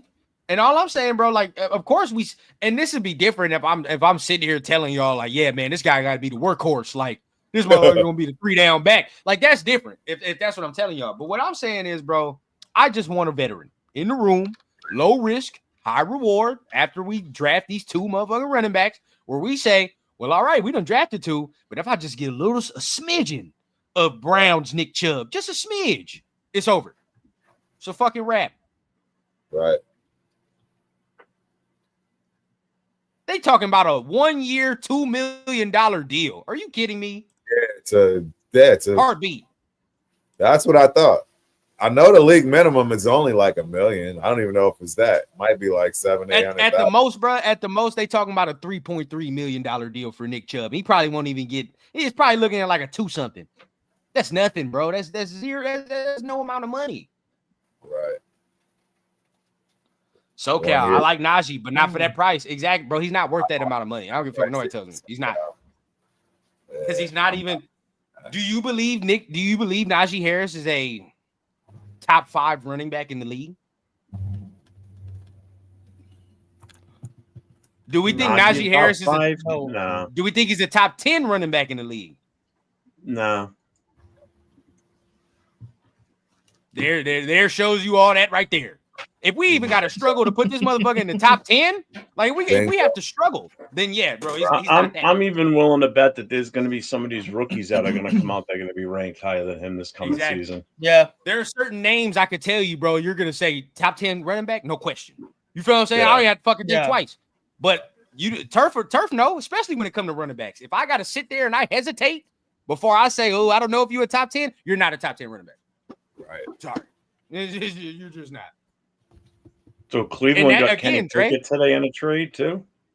Yeah. A lot of shit happened after I fell asleep. I swear to God, why did every fucking? It was a dumbass move too. It was a dumbass move. Shout out Weezy, bro. It was a dumbass move, bro. I don't know why they did that. The Browns getting Kenny Pickett. I don't think signals they won't take a quarterback in the draft, but I just, no. It was pretty stupid though.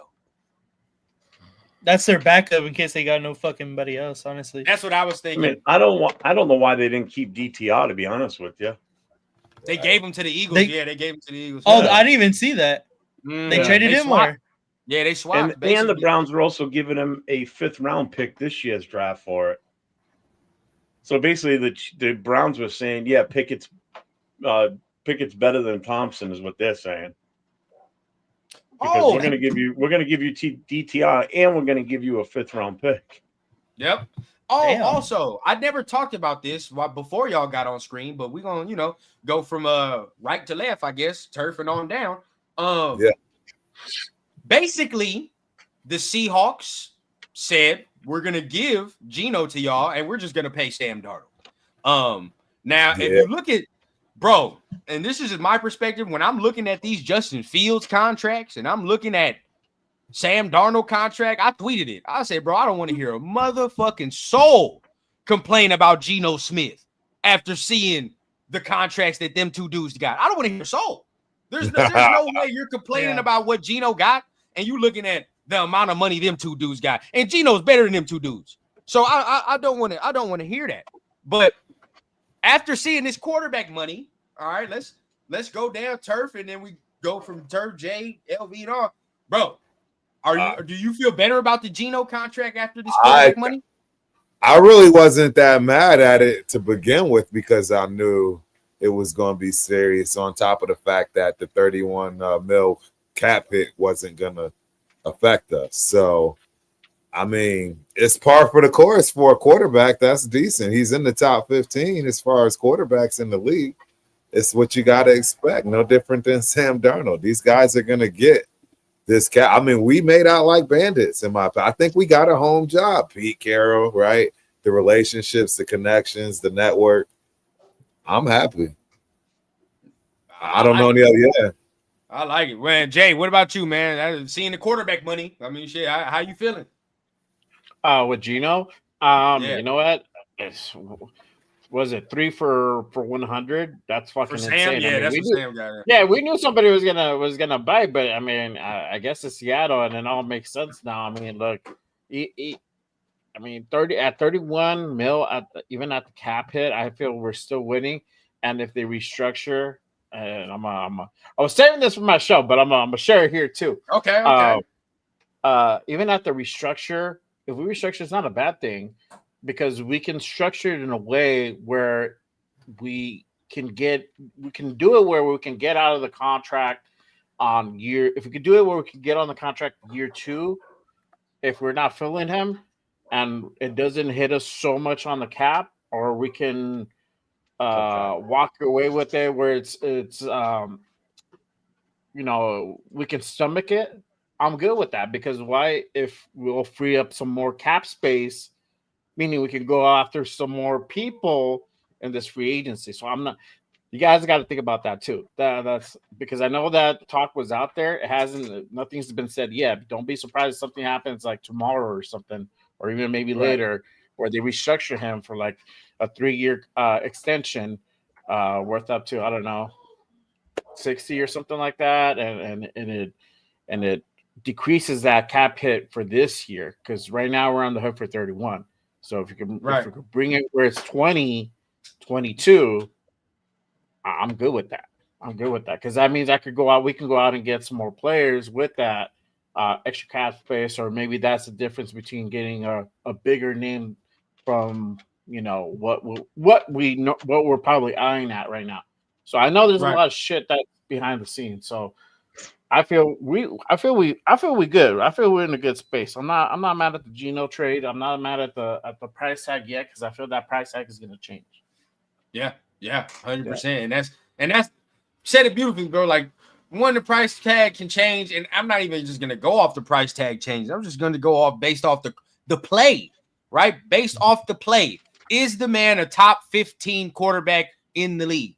Yes, he is a top 15 quarterback in the league. Yes. A lot of people have said this. This is not just me coming out my ass and saying it. Like, he's a top 15 quarterback in the league. Top 15 quarterbacks in the league make $40 million. Thus the going rate, bro. I mean, we can't be mad at somebody making his value. We cannot be mad. He's going to get paid right where he should be. That's exactly.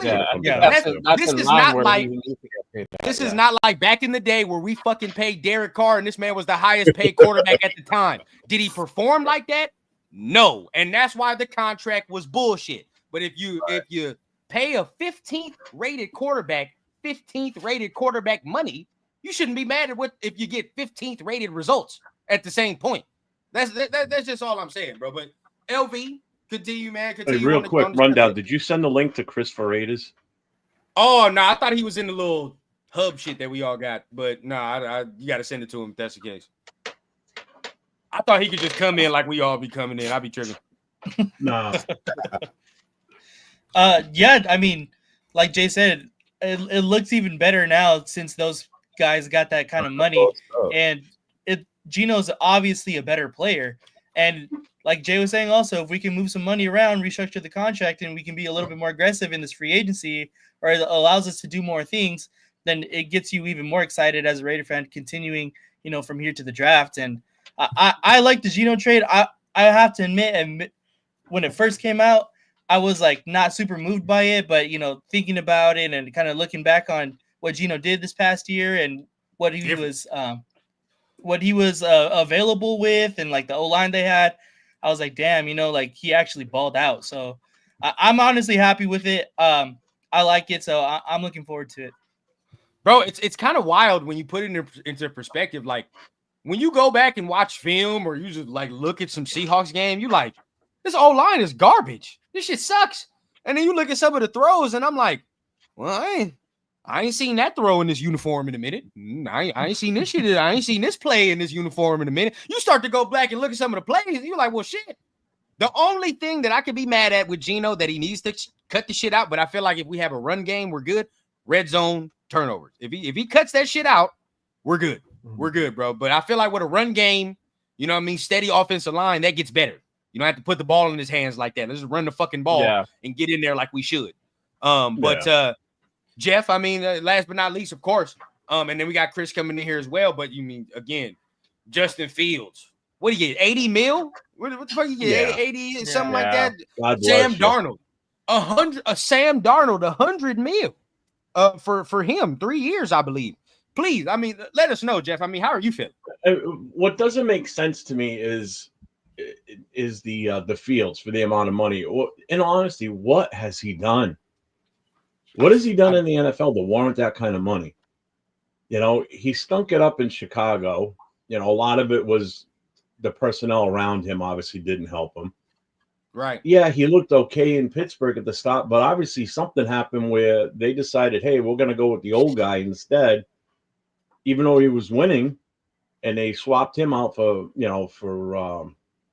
Russell Wilson. And then the Jets out of nowhere, like, hey, we're going to pay you number one quarterback type money here. So come on over. I and then people wonder why the Jets always suck. To be honest with you, they make moves like that. Now you strap yourself. I mean, Yeah. how are you going to bring in other players to help this guy out when this is what's happening?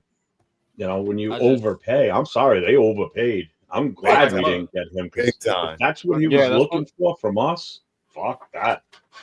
Absolutely. Again, not. like, and that was one of our, like, a lot of us said, like, yeah, let's get Justin Fields, me included. Like, I'd get Justin Fields 100%. But if I would have known that it was 2 for $80, oh fuck Right. no. So expensive. We're not doing that. Yep. And we were all, I think a lot of us were all off of the Sam Darnold thing to begin with. I was not. Yeah. If we would have paid Sam Darnold 3 years, $100 million, I know some people would have been like, it's whatever. I still don't fuck with Sam Darnold to begin with. I just don't. Yeah. Right. Like, and just to, I ended off here. It's funny how the Seahawks swapped, right? When Geno Smith was, I believe, either the top 7 or definitely a top 10 quarterback against pressure when throwing against pressure. He was a top 10 quarterback when throwing against pressure.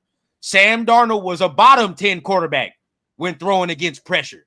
So it's just like, and Geno is not going to even have to sniff the amount of shit he had to deal with in Seattle here. He's not even going to have to sniff that shit. Our best old lineman, which is Colton Miller, would be a fucking Hall of Famer compared to what the fuck they got over there, bro. I'm telling you right now. Dylan you know how much we hate Dylan Parham? That motherfucker's a Pro Bowl there. Starter.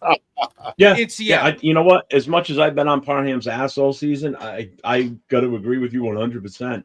He's a starter there, bro. Like, that's how bad they are. And we complain about Parham. So it's like, it's night and day, bro. Gino probably like licking his chops right now, bro. Like, I'm about to fucking go to work this year, bro, for sure. I think fans would have been screaming today if we would have brought in Donald or Fields instead of what. Like, let's pretend we didn't even have Geno. Let's pretend that never happened. Right. If we would have decided to either go with Sam Darnold or Justin Fields, and the contract word came out that that's the type of money that they were looking for and we're willing to pay it, oh my God, people would snap, absolutely snap. We're going to pay money for unproven players. Donald had one good year. One good year on a team full of extreme talent compared to what he had to deal with when he was playing with the, between the 49ers and the Jets. Yeah. So it's like, and this is what I don't get. Like, when people get mad with Geno, and something like, at first I was like, I had to shake off what's good, my guy Chris. Of course, I had to give him the thing, and you gonna have to get the solo right now because I need to ask you about quarterbacks and all that.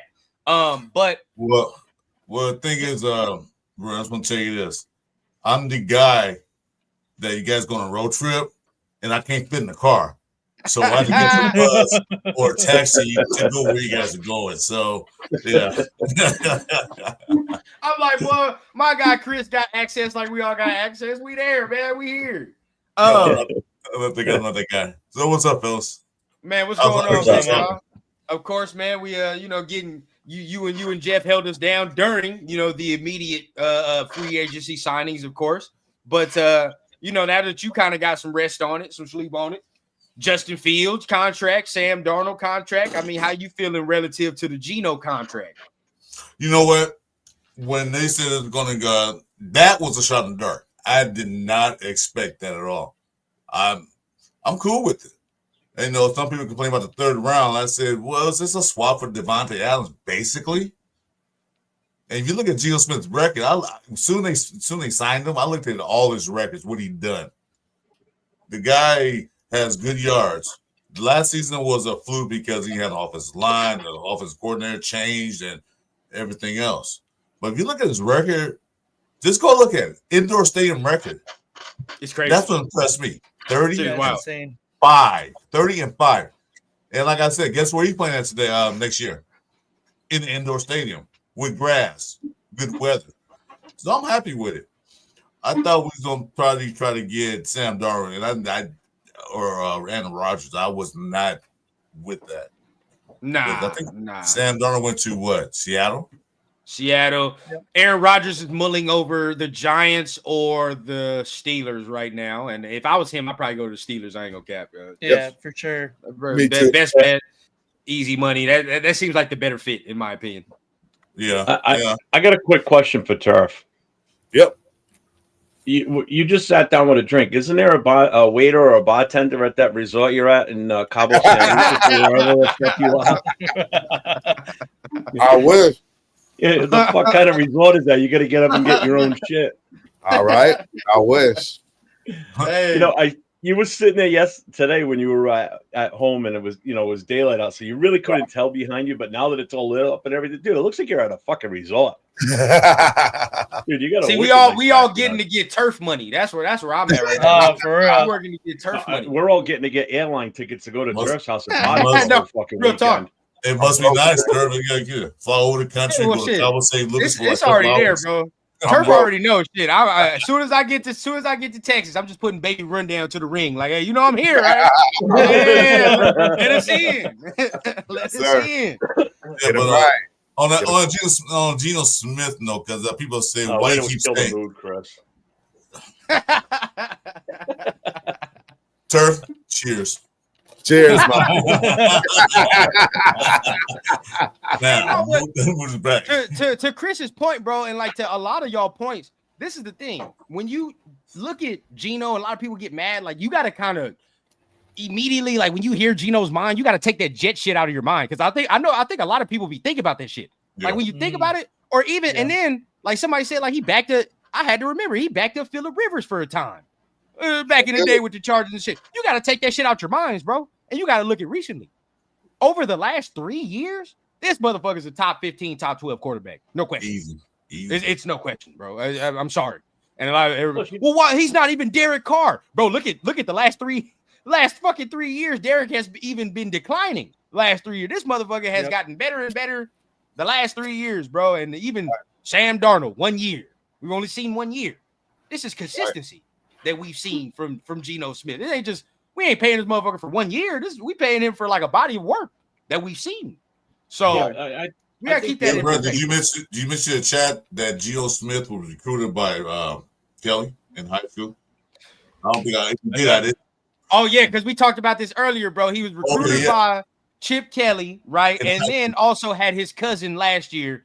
And you know, Geno was at a lot of Ohio State games. I remember they kept showing Geno and shit at Ohio State games too last year. They did keep showing him. So number one receiver uploading in 2 years. Let's right. baby. Let's go.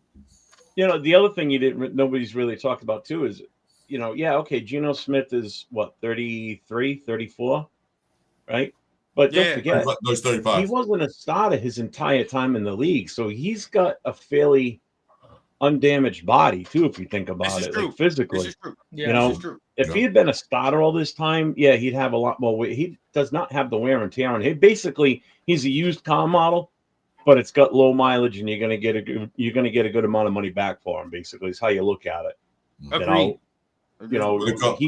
Seattle traded him in for a newer model that's got some things in it, and we got the used model that's got some low miles, and we're gonna get some good use out of it.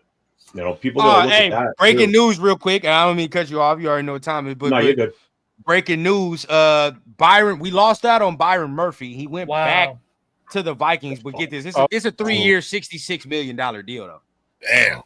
That's a lot of bread, dog. That's a lot of bread. Yeah. I don't know. Yeah, bro, you're right. Look at my guy, man. And I don't know how to pronounce his name, so I don't want to butcher the name. But yeah, bro, Geno like that Honda, that Toyota. You know what I mean? You get, when you first get in your new car, you always want the shiny shit. You know what I mean? I want the V8. I want all that. But then your parents tell you, like, nah, man, the motherfucking Honda gonna last you at least 10 years plus. You gotta get If you at least put them in an Acura, bro, not a Nissan, an Acura. One step above, just one step. Subaru. You know what it is now. You go to a car lot now. You go to a new car lot. Then it doesn't say used cars. It says pre-owned. Right. So now you got a pre-owned quarterback. Yeah, facts. Factuals, man. Yeah, so man. All right, so we got a Lexus, and I think Seattle got a fucking Pinto, is what they got. Yeah, no, real talk. My boy Isaiah said he just paid off his Honda, man. You living like a rich man. Let me hold some of that shit. You talking about you borrow $100, bro. You feel me? But goddamn, bro, $22 million per Yeah. year. Oh I my mean, God. we can't do that, bro. No, We can't do that. no. It sound good. It sound good to do it until you see the fucking money and you like, oh yeah, okay. No. That's just not there. Hey, bro. I didn't look it up yet. I got to ask if you guys know this off the top of your head. What was the actual damage for getting Koonce back? What was the final? It was it's One just year, been 12 1 year 12. 1 year. Yeah, 1 year 12. Yeah, he won. You won 12. It's approved. Approved I these, said yeah. earlier. I said I didn't hear a word. 10 million. 10 million. I didn't hear a word anybody said. Everybody kind of just like froze and started talking. I couldn't hear anything. Like everybody 12. kinda like, 1 year. 12. 12. 1 year. You looking at 12? Yeah. 1 year, 12 12 mil. 1 year, Yeah. yeah. And that's I nothing. can live with that. For him, I for him, said that's 10 good. 1 year prove it deal with the Senate. That's what That's I good. say. But 12, okay, it's a couple million extra. yeah, that's I ain't mad at that at all, bro. Yeah. You brought Well, it I back. think somebody might have finally talked to him and said, "Listen, dude, you're not in the $20 million a year right now. You've been out for too long. You know." I'm pretty sure And he this is put out some exactly what fillers. it is. too. This is Probably. yeah. This is a 1 year. This is a 1 year. You know, show me that you're still good type deal. Mhm. That's all. So- Show me what you could do with it coming back from an ACL non-contact injury.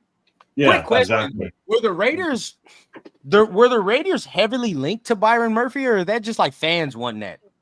No, Man. that was I don't know. Tashawn. I saw that first thing this morning. That was like the Yeah. first So, thing that came out.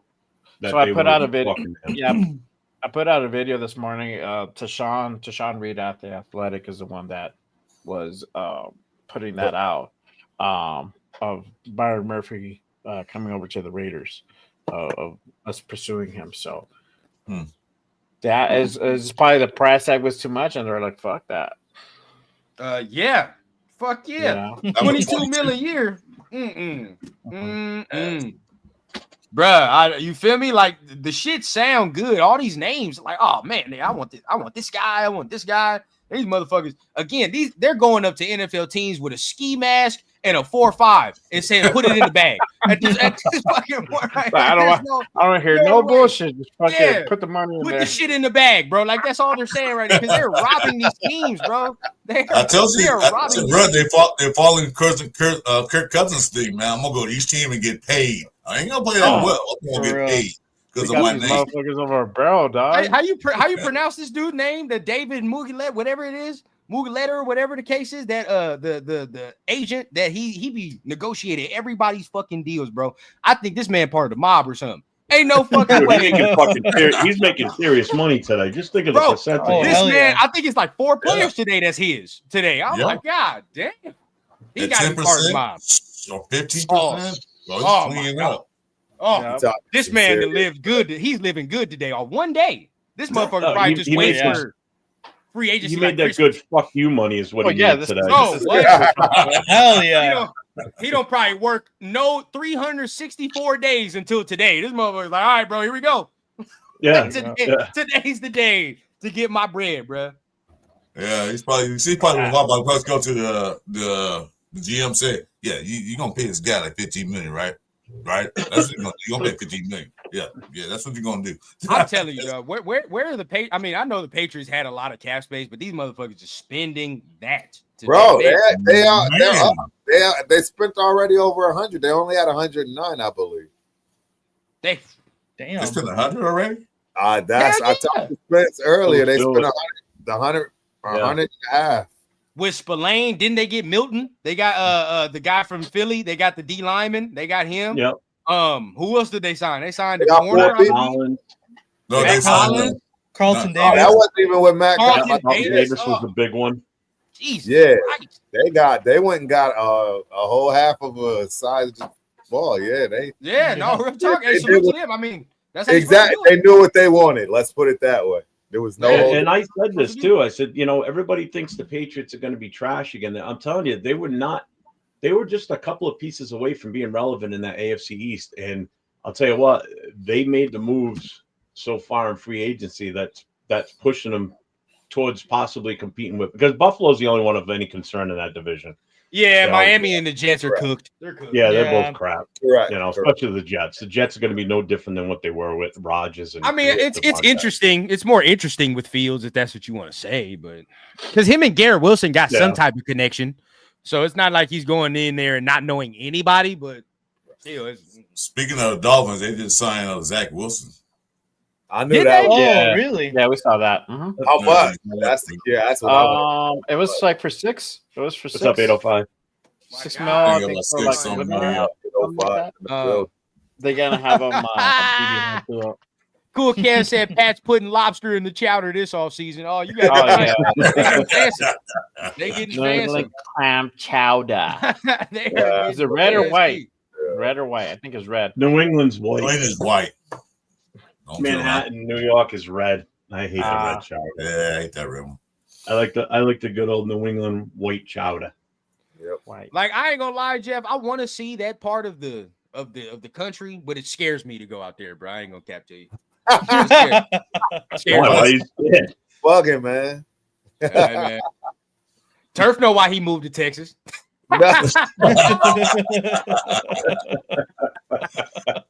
Oh, Turf I know. adore. I am an East Coast kid through and through, bro. I adore it. I already I know adore it. these, bro. I I adore. I just know I'm gonna get a certain words thrown in my direction. I'm not used to cold. hearing out here on the West Coast. So I'm just different way of living. That's all I know. Hey man, but real talk, bro. Some of these contracts that are getting thrown out today, I'm not. This shit's wild. Again and again, I said it before y'all came on, bro. Yeah. Wasn't everybody telling us before today, like this free agency class ain't really that good? I mean, even we said it on multiple of our shows. We were like, hey, yeah, it's all right, but it's not that many people. And now we're looking at the money that these guys are getting. And it's like, are these dudes even really worth this money? Like that, like that's the real question. Weird. Well, I think a lot of it, teams are just desperate for certain players at certain positions. Oh, yeah. So, Mhm. you know, Exactly. if you got the best one out there that's available, then you're So all pulling you the Brinks truck up for them, and you're all like, yeah, jump Chestnut on in, checkers, take cool what kid. you want. Chestnut checkers. How much is Hobbs getting from Green Bay? I didn't see it. I heard about it, but I didn't see the exact That's just price. 54 million. Huh? 54 million. Are you- What? Who got You're bugging. 54 million? Hobbs got 54 million. Hobbs. Yeah. Like 48, 54, something like If that. that's what they threw at him, we had absolutely no shot No at getting chance. him. Oh no, hell no! What? No, we was I going thought it was away. 48. I thought he got 48 million. Even I thought That that's too team too is much. still bad. I don't give a But fuck what it is. 48, 54. I'm not giving them none of that. for 3 a guy years, that's early 4 on the years, field, stuff like that. jeez. All right, But you could tell, right? Even though they gave him that amount of money, you could still tell they thought of, even the NFL teams thought about what we were all saying about his availability. Because even though he got, I'm looking, I think it is 54. He got 54. Only 12 of that was guaranteed. So that should tell you what they thought about his availability. Yeah, and all that extra, bro. 100%. They were like, nah, bro, you're gonna have to only 12 million of that is guaranteed. That's a Yeah, shitload of 12 million. incentives. That's a Yeah. shitload of incentives. Yeah, that's pretty ugly. That's too much. We can still get my guy Javon Holland. That's what I want.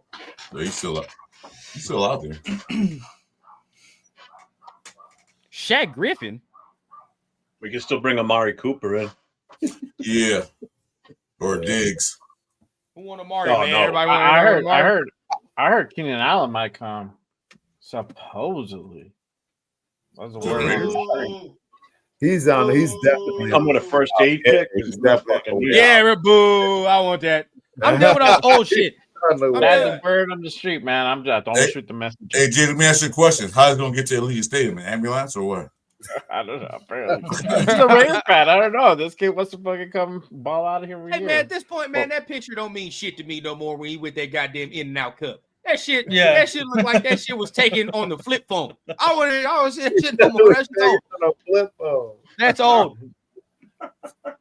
Yeah, hilarious. Free agent wide receivers are always a bust. I agree. We don't usually do that good with free agent wide receivers. Our history's not that good. Nah. Yeah. It's really. Man, we did a couple of them, but not too many. Don't forget We're Rice. better at drafting our own dude and just letting Don't our own forget dude do Rice. our own thing. Rice. Yeah, Rice. Crabtree. Like that, bro. If we just put into perspective the last 24 hours for what we did, I think we kind of hit a home run if you look at it. Look at the big picture. So last night we sealed up Butler. That was huge in itself, right there. Yeah. That right there, as far as I'm concerned, is the biggest move we made. Thank God. Yes. Then we solidify and bring in Chen, and then you re-sign Koonce. I mean, just those 3 moves alone, and they're all defensive moves. All 3 of those moves alone already made our defensive side of the ball just as good last year, if not elevated a little bit with the bringing in a Chen.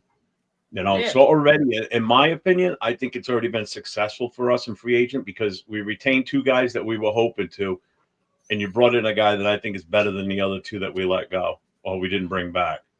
100%. Not by much, but he's still better. So Still need a people have corner. to look at the big picture, not be upset that we lost Spillane, we lost Moring, we lost Hobbs. You still retained 2 big corner pieces of what we needed on the defense. The front line is what we really need to make sure we stay beefed up. For me, bro, I'm just and damn, no, we didn't. Godwin was another one, bro. When I saw the amount of money he got this morning, I knew we wasn't doing that shit. I was like, yeah, bro. No. And I wanted Chris Godwin, but he got 66 mil too. I'm like, oh no. Mm-mm. He stayed with his squad, right? He stayed Yeah, with, he stayed with the squad. Yeah. Stayed with the squad. That was the only one. Appreciate it, Ryan. As Appreciate it. soon as I saw that, it was over. Raider I'm gonna Ryan, say- man, remember, appreciate it. I'll mention something about Chen. So after they signed him, I went and watched some tapes on film. A lot of those things, he didn't play really safety. He was playing more like a Mike linebacker. Yeah, he was. Just the way he was selling the field, he was playing like a Mike linebacker, backer. And the dude can't tackle. Ain't no Jack Jones. I'll just whip my tackle, or what's that guy? Marcus Peters. Marcus Peters, yeah. That dude will hit you, and he tackles. So I'm happy with that. Someone that can hit the running backs, hit the tight ends. I think we won. For the price we paying, I think we won. Yeah, my other take on all this too that's happening right now, based on who we've re-signed, who we're going to try and possibly still bring in. This is now, I think, telling me that number 6 pick is either going to get traded back. Like we're either going to trade back into back further back in the first round, accumulate more picks, or we're going to. I don't think we're going quarterback now. To be honest with you, I really don't. Some people will argue that, but there's still too many holes on the defense. We're still going to need a cornerback back there. We're going to need a linebacker for sure. Now that we lost our number 1 guy, Spillane. So does that mean we move back a little bit in the first round and we grab a guy like G.R. Campbell, No. and not do the quarterback? I mean, you got to do something. I just don't think that's it. practice patience, Jeff. There's there. More than likely, you'll probably grab him. You're gonna take him. I don't care what you say. But the way it looks now, Cleveland or somebody going to take him now. So what are we going to do for linebacker though? That's right now where our defense our glaring weakness. Yeah, I'm sure they're looking at that right now. Well, they're gonna need. Go ahead, Chris. What I think is going to happen is that there's no quarterbacks there. There's going to be a major run on running backs probably in the 2nd, 3rd, 4th round. And in that round, we can get at least a running back and a linebacker. Because they got a few good linebackers there.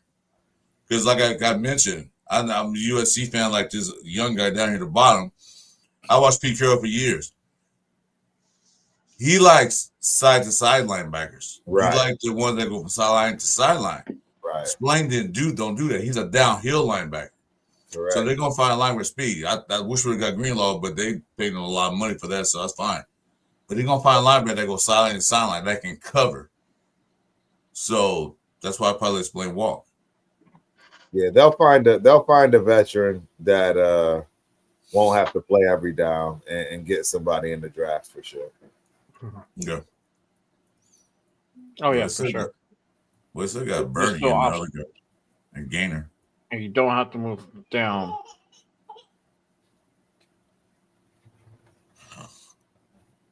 Yeah.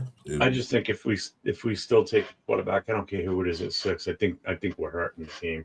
I really do. I don't Because your gut tells you, right, Jeff? I mean, all I can say is look at the Green Bay Packers. I mean, the blueprint is wide open. I think that's why you notice Well, they tried, meaning the Falcons tried to do the same thing. It just didn't work out because of Cousins.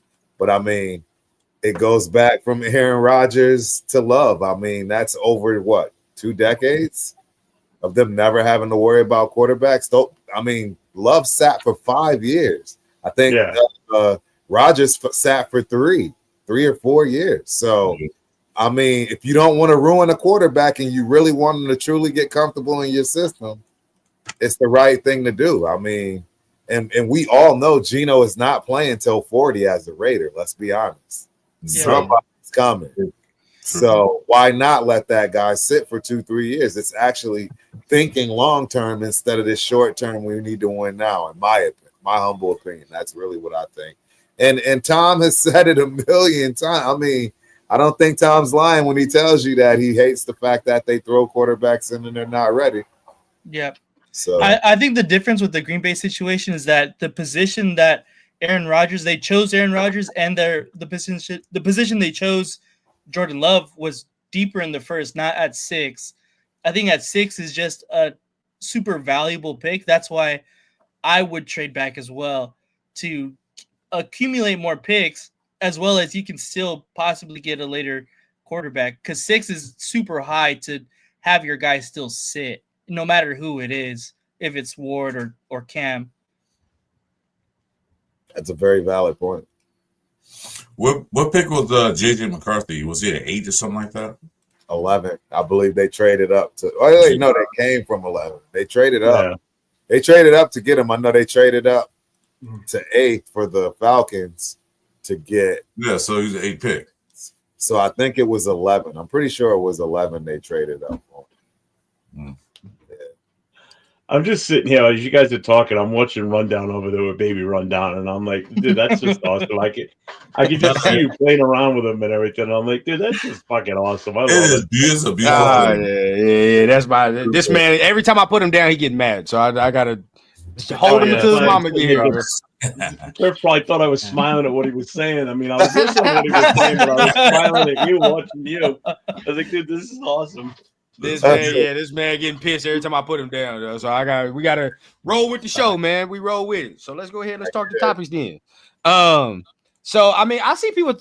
I don't understand why people say like, "Oh man, Stewart won't sit. He ain't gonna sit." I mean, like, dog. Like, the personality is one thing, but y'all gotta take that shit out of it, bro. At the same time, like, if he feels like the best situation for him is to sit 1 year. And Dion feels that way too. That's what they're going to do, bro. Like, that's what's going to happen. And not only that, you got to remember who our coach is. Sure, this year, Geno is the starter. But guess what? Next year, this shit's open. If Geno loses, bro. And that's been Pete's MO for years. He did that shit when Russell Wilson came in, bro. And he will do it again. That's what he did. Get that USC. He did it at USC, bro. That's what he will do. If he drafts Shador, maybe this year you can say Mulligan. But I guarantee you next year, Geno don't just lock the job up after that, bro. Like, it's going to be a competition. He going to open that bitch up. And see, that's what Carr didn't have when he's all 9 years. He had no competition. It was a presumptive start every year. Nobody pushed him. Nobody challenged for his job. So if you're comfortable in your job, you don't worry about the new guy coming in. Right. And for the record, I don't think that Shador is going to be there at 6 anyways. I don't think Cam will. I think all this nonsense that everybody's hearing is totally to throw whoever off their scent that would believe this foolishness that they're going to fall out of the top 3-4 picks. It's just that doesn't even make common sense. Somebody's going to trade up. Those are the 2 guys that are absolutely going to be considered the quarterbacks of this draft. And it is what it is, you know. I mean, I don't know, and that's what you're going to do. That's what you're going to pay for and deal with.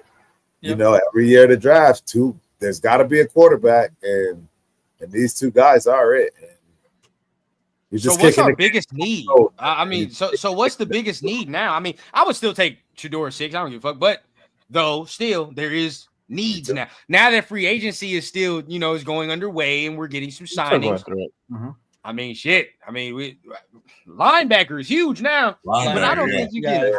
I don't think you can take a dude. You can't take no fucking linebacker at 6. There's not one at 6. No, not this year. There's only one.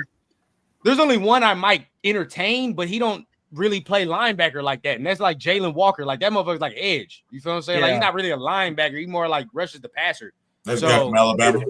Over Georgia. Georgia. Not dude from Georgia, but dude from Alabama I like, but I don't take him that high. Like, not that's no. high for him. That's why I was suggesting, do we now move back in the first round? Like trade out at number 6 and move back? If Mason Graham is there or if T-Mac is there, I think we pick one of those guys too. Yeah, I think it's a game time decision, honestly, because so much shit is going on. You got to see how the first couple picks, fall out. Like, to me, the Jets, I think, are going to be aggressive and try to trade up. Real quick, we got some news. We got another signing. Lonnie Johnson Jr. The Raiders have signed to. Let me see. Let me look at the goddamn. He's with the Panthers. I'm not seeing the contract sources so far, but he's a safety. He's not a corner. He's a safety. So we signed a safety from the Panthers. Lonnie Johnson Jr. Lonnie Johnson Jr. I'm gonna look him up. Yeah, Lonnie Johnson Jr. Now I ain't gonna lie, we did need to sign another corner because Chin ain't he's not no like middle field type of safety. That's not what he is. Chin is like our guy Chris said. You feel what I'm saying? Like he's more of I might play nickel, but I'm gonna get in that linebacker shit because he's that big. So. We need somebody that's gonna play that over the top. I don't know if this is gonna be the guy, but maybe you sign him for. You said Lonnie Johnson Jr. Yeah, Lonnie Johnson Jr. Lonnie Johnson Jr. Corner, huh? Nothing about him. Yeah, honestly, I don't either. Not good. I heard the name, but it doesn't make sense to me. I don't know what. Not this dude's old. He's 29. As a safety, he's a safety. We just signed. I don't Hey, Chris. I mean, not Chris. Hey, Turf, bro. We got to fuck with him, bro. He went to San Bernardino Valley. Oh, there you go. Oh, really? Yeah, he went to San Bernardino Valley, man. We might have to fuck with him. And he went to Garden City. Wait a minute. So you tell me that he went to Garden City. So Garden City. The Raiders are signing Pete Carroll's D back room. Yeah, basically. Pretty much. He's still that Legion of Doom, but for the Raiders. That's exactly what he's doing. Because this dude's 6'2", 213. Yeah, pretty big, bro. That safety gonna be crazy. 6'3", 6'4", 6'2". Jesus. That secondary got some fucking size to it, dog. It's got some size to it. Oh yeah. And no receiver gonna want to go down that middle. At all. Not even a hey, I know y'all. I mean, I know y'all saw some of the clips of what Jeremy Chin does bring as far as the That's why I say he's like a linebacker, man. That motherfucker's different. And the one thing about his tackling turf and run and Jay and everybody else, when he tackles, he doesn't just hit you. If he hits you down because he's so big, but when he tackles, he wraps you up.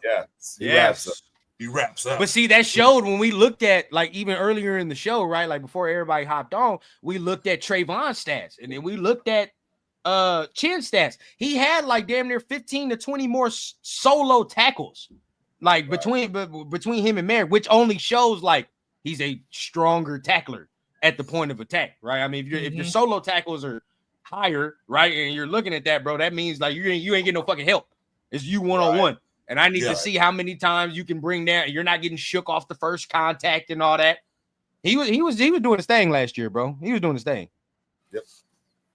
I agree. My man said Raiders gonna sign Bobo next. That was funny.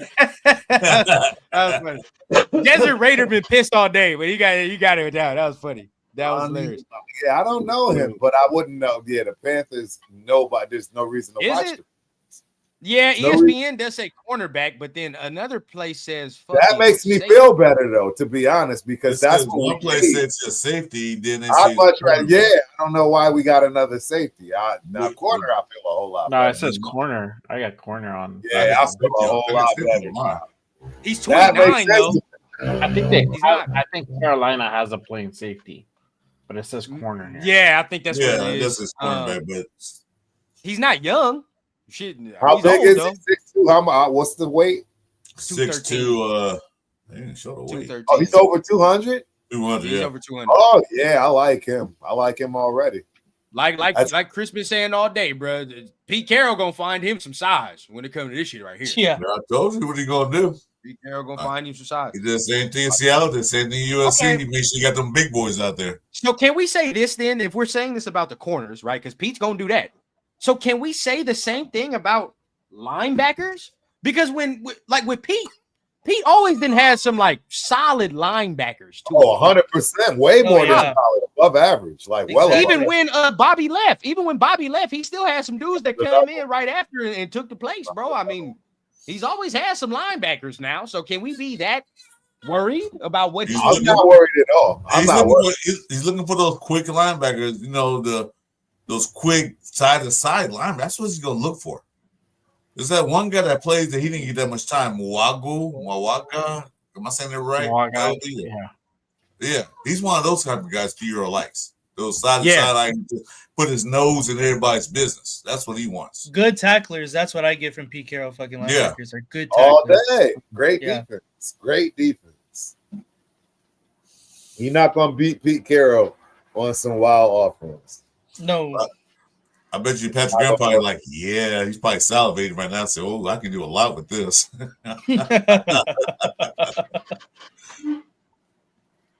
I mean, I'm just looking at who's still available right now for linebackers. I mean, Hey, and Pete, I trust. I on know that. they've got them listed as linebackers, but they're kind of like edge rushers. You got Von Miller, you got Matt Judon. Yeah, we need stand-up linebackers. We need a mic. Yeah, we still need to decide. We haven't heard any news on what we're doing with Chase on. That has been like non-existent today. Yeah. I think he's probably still working on it. Mm-hmm. I hope we get that done, honestly. I mean, for inside linebackers, Isaiah Simmons, I said that earlier. Campbell. I said earlier. Isaiah Simpson. That's somebody that Run named earlier. Pete will poop, Will poop out a linebacker. I'm telling you, bro. Like he's had some gems, dog. He's had some guys. It's the last position I'm worried about. He'll find it. He's had some guys. Running backs. He's had running backs and linebackers, dog. Like he's always had that. So can't be too mad. I can't. I trust Pete when it comes to looking at that linebacker talent. Looking at that. And even so, some of y'all look. I'm gonna break it down right now because we might even do a draft show. All of us on there. If they pass on Genty at 6, there's gonna be some people calling John Spytek and Pete Carroll fucking idiots. They're going to. I gotta see it right now. They're gonna probably tear up the household. They're gonna tear up their house. Yeah, they were tearing Spike earlier. Again, I've seen Pete have running backs a lot. He traded for beast mode. This motherfucker didn't draft beast mode. He traded for him. Exactly. So he knew exactly what he was looking for. John Spytek, again, I'm gonna continue to say it till I'm purple in the face. 10th leading rusher in the league, 4th round last year. Right. Why do I got to do that at 6 when I just had success a couple years previous in getting running backs off the street or in late rounds and still giving me success? It just makes no sense. And plus, with that point, there's a lot of running backs. In this draft. So it's like, bro, come on. Besides Geno Smith, did we even sign a free agent offensive player yet? Kappa, that's right. Sorry. Kappa. No, I definitely don't want it to. If we take Genty at 6, I'm sorry. That's just. I think that's a dumb move. It is. It is a dumb move.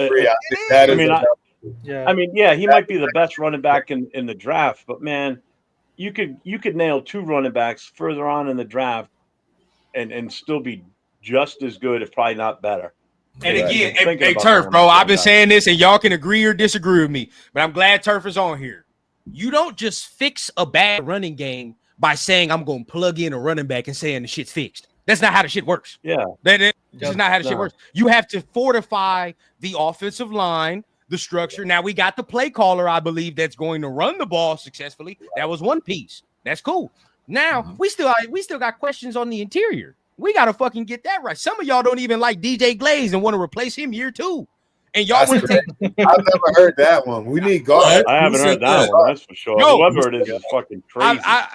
after last show, I've had mad comments that like, yeah, bro, I would take Mimbu at 6. Mimbu at 6. Take Mimbu. I don't know. Move Glaze to guard. Take a tackle. Bro, what is the deal? Where's the hate coming from, though? From I the don't stat. understand. He probably had one of the best.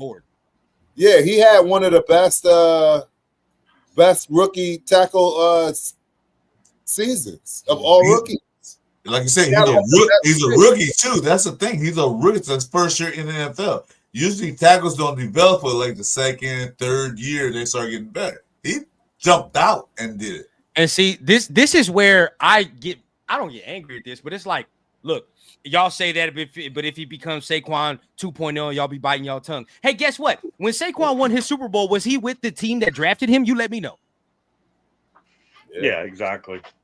No, right? And where did they take him? Where did they take him? Bro, after that, you're supposed to drop the mic. You feel me? Bro, and guess what? Saquon is a better running back than Ashton Genty is coming out of college. I don't want to hear shit about that. Not even close. Damn, If Saquon would have played in the Mountain West, in the Mountain West, he'd have had 3,500 yards. I'll say 4,000 yards in one season. What? And I know LV remember this, dog. I remember it vividly. When this motherfucker played USC that year and he returned that kick, I said, "Oh my god, bro!" I said the same thing. We're gonna have a day. We're gonna have a fucking day. Different. Holy shit! Yeah. And he went off too. Yeah. And what did he go pick 2? Well, overall, he went 2nd overall. I think so. I think Saquon went second or 3rd overall, bro. Yeah, definitely. I can tell you right now, the Giants are saying, bro, that's probably stupid. Looking at it now, because we weren't we didn't have the infrastructure yet to take a player in that nature. Now, when he went to the Eagles, guess what? Everything's built. We ready. Shit, God, you the last piece, motherfucker. You come over here, bro. That's all we need. For real. That's what.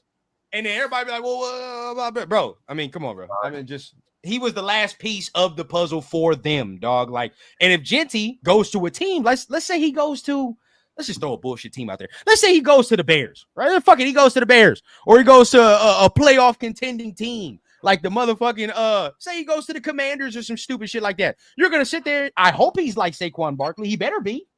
He better be. If he's not, then that's a fucking disappointment. But if he goes to a team like us, dog, it's going to be more of a struggle. I'm just be honest with you. It's going to be more of a struggle. We're not ready for him. Who was it that said that about? We're not ready. About running backs, where you don't draft a running back early because you don't want to waste.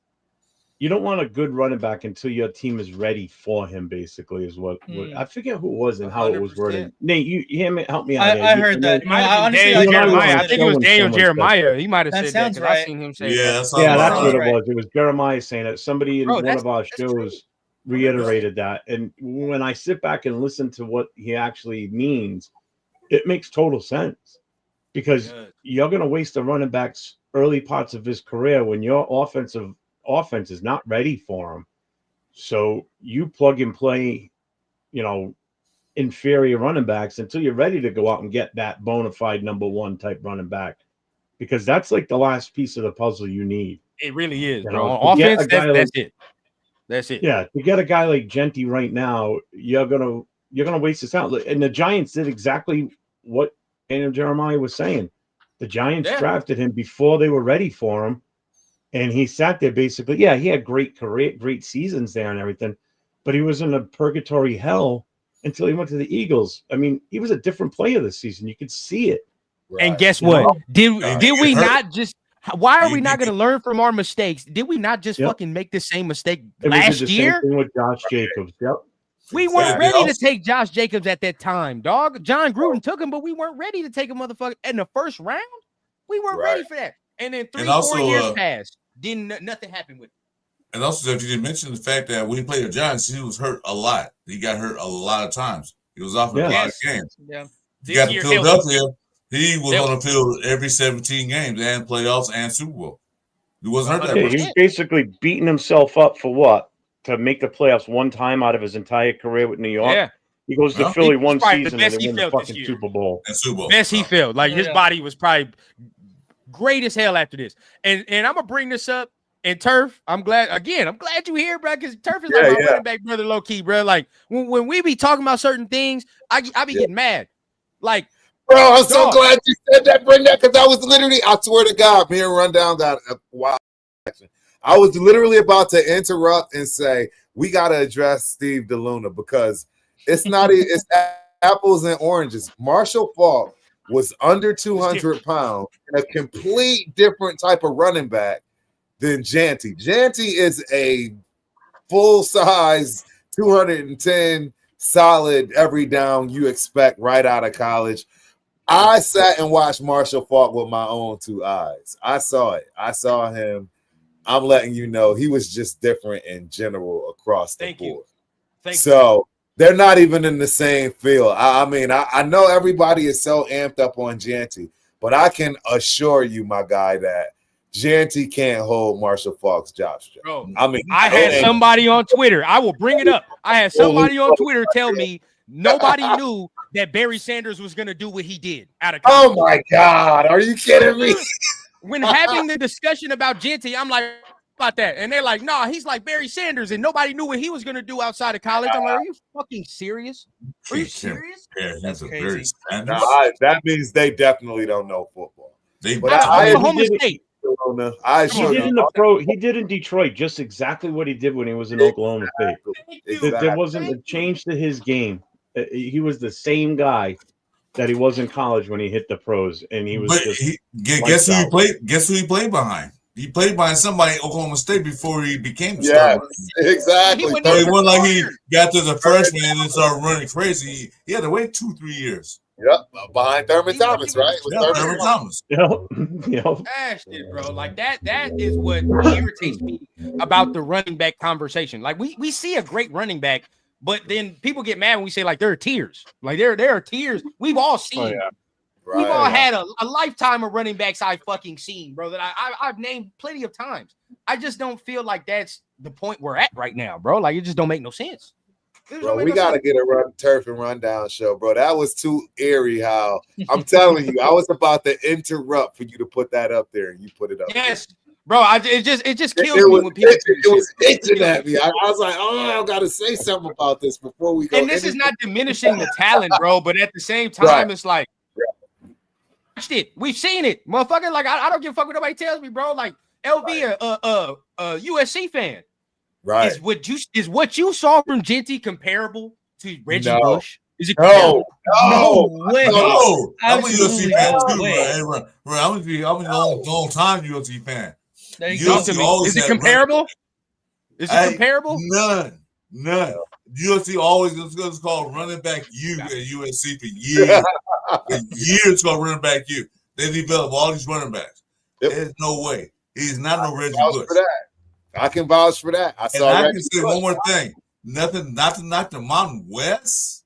Yeah, that's the conference, even the Big Five conference. Right. So he really ran against big competition. What he didn't do much. Right. I think they played Oklahoma State or somebody. He didn't need. Oh, he got 100 yards. Yeah, he had to struggle to get there. He had to run like 45 times to get 100 yards. Right. I was just going to bring that up. Jack, are you talking about the guy that's on the Wild Wild West show? Because if that's who you're talking about, that guy. Oh, hey, JJ, much love, bro. You gotta do a show. I know you gotta do. I gotta do a show, but I got dinner right now. I'll be on. Oh yeah, go ahead, 2 bro. hours. Yeah, go do your family thing. Go do your family. All right, later, guys. Later, Jay. What the fuck was that with the balloons in front of Turf? You didn't know, man. I got all kind of effects in this piece, homie. Holy shit!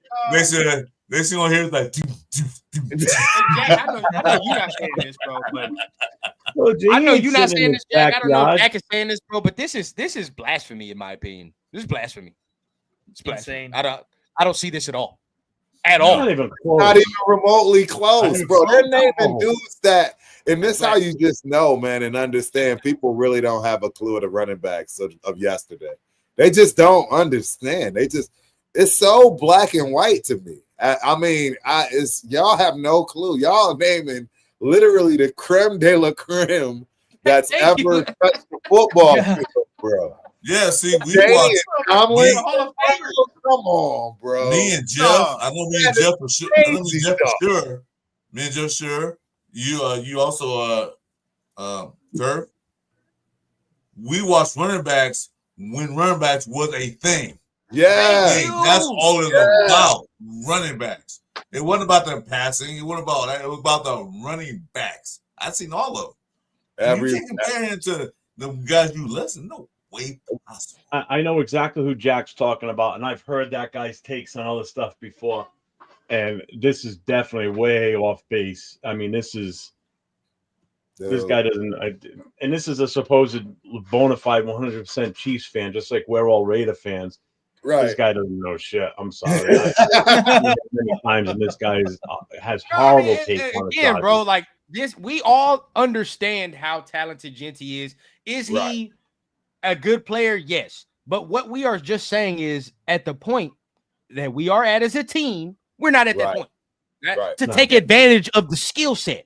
We can take advantage of his skill set, bro. If we had a fucking offensive line, we hoping in O's is as big as my guy who paid off his Honda. You know what I'm saying? We opening holes. Be it, bro. Like, so be it. You take that motherfucker immediately because he's gonna make us better, bro. But honestly, he's gonna have to do more work than what he needs to do right now. And a lot of y'all are like, oh man, well, we had Josh Jacobs 2 years ago. If you really, really look at the film, Josh had to do way too fucking much that year. That he led the league. How many times did he have to break 2 tackles in the backfield and spin away and do all the league in broken tackgle percentage? For and a long time because the Raiders' offensive line was so bad. And Nate, and then tell everybody after, Nate, what happened the year the motherfucker had to lead the league in broken tackles? He didn't play that many games after that year, did he? Exactly. Nope. Exactly.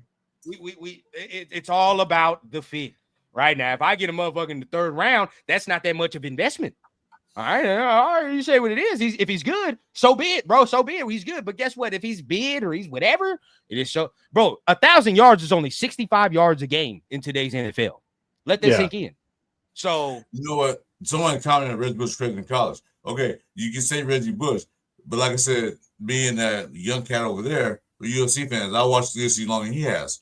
Reggie Bush is crazy, but you know what else they had at UFC at that time? A guy named Leonard White, the bruiser. Yep.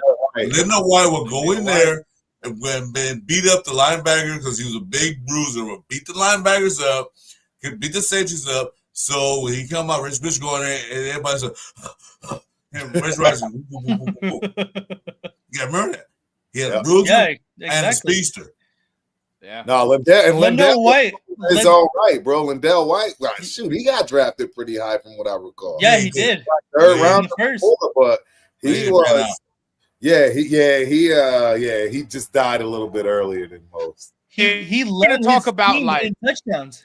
Reggie Bush didn't lead those teams in touchdowns. No, it was Leonard White did. Exactly. And so if we're gonna Leonard White was that if you need 5 yards, he'll get you 7. But Reggie Bush is one of the guys like you need 5 yards, he'll run for 40. He had the splash. That's a West Ridge rival so popular because they have that splash plays. We just gotta keep it to like, bro. If a top 10 team takes Genty, if the Bears take him, I wouldn't blink. What they just did. You froze. We lost right now. When did the Bears pick? Tell you 1 second. That's a good question. The Bears made some moves today, though. I'm not gonna lie. Oh, they did. They did what they needed to. They showed up that front line on offense. On offense and defense. They got Grady Jarrett. They picked number 10 rundown. I mean, Turf. They picked number 10. Okay. I could see Genty being picked at 10. That makes sense to me. He's just not a top. He's not a top 5, top 6 guy. But at 10, I mean, I see the Cowboys getting him no later than 12 anyways. Yeah. And again, I think they should be happy. I'm not saying the kid won't be a Hall of Famer. No. All I'm saying is he ain't going to be the upper echelon Hall of Famer or all those names we just named out today. Yeah. He just doesn't even have the style of running that would get him that type of Hall of, right? Barry Sanders style is you're on the bill neither. Yeah, he's a small guy. Like Damian Tomlinson, one of one. Like, you know what I mean? All those guys we named, they're one of ones. They no one runs like them, looks like them. Yeah. Plus, Boise State ran the hell out of them. They get put so many miles on them. Yeah, they did. I'm like, that's my concern. They ran the hell out of them. And they talking about, well, look at Josh Jacobs. Yep. Josh Jacobs didn't run that much when he he was there. He barely came in and out. So he had a lot of stamina left, and he was healthy. But they are really, they beat him up. Yep. No, I agree. I mean, especially the amount of running backs that are available in this draft. I mean, you don't need to try and hit a home run on one guy like Genty when you can wait until the third round and still get a top running back that's going to be your starter more than likely. And then even a couple rounds later in the fourth or the fifth, you could still get another one to complement him because we got to bring two in. I'm sorry. We got to bring two in. Even if he goes to the greatest option, the greatest, situation that could have ever happened for him, I still don't even think he'll be the rookie that rushes for the most yards of the season. I agree. I don't think so either. Probably 2 or 3 other guys that are going to do way better because they're going to land on teams they had no business landing on. And it's going to just look at this past season, right? He lit it up during the regular season, during the year. And then as soon as they got to a bowl game, they played against who? BYU, correct? Yeah. And what did BYU do to him? Shut him down. They shut him down, and somebody busted my chops. Yeah, but he still got 100 yards. I said, motherfucker, he was averaging over 200 yards a game. Exactly. And they held him to just about 100 yards in that game. On 30-plus carries, by the way. You got so now in NFL terms, so if he's an average 100-yard rusher, they just held him to 50 yards. You hold a running back to 50 yards, they're not winning that game. No. So he's not going to be running for 200 yards a game in the NFL. He ain't going to be probably running for 100 yards a game. Granted, I could be wrong, and it could still happen. I get it. But he's not going to be running for 200 yards every game. Once he goes up against a top-notch defense in the NFL, forget it. They're going to shut him down, especially if you got an offense that doesn't have a good offensive line. You're putting way too much examples. You're putting way too much on a guy. Yeah, 100%, bro. I mean, there are 2 examples of the modern era of running backs getting taken in the first round, and it's a 50-50 hit rate. To me, but Bijan's good, but I think at this point right now, Atlanta's probably like, he's good, but what the fuck have we done since drafting Bijan, to be honest? The other example is buddy from the Lions. Jahmyr Gibbs. But the only reason that works is why Chris just said he had Montgomery, and that offensive line is a fucking top 5 offensive line. Right. So you see the contrast? We're closer to where the Lions Falcons were set up and ready for him, just like we talked earlier. The Lions were ready for that running back, and they got it. Yes, Atlanta wasn't ready for the running back. Atlanta didn't even have a true quarterback either. Yeah, that's all. They had their quarterback, they had their receivers, the line was decent. Golf didn't really get sacked that much.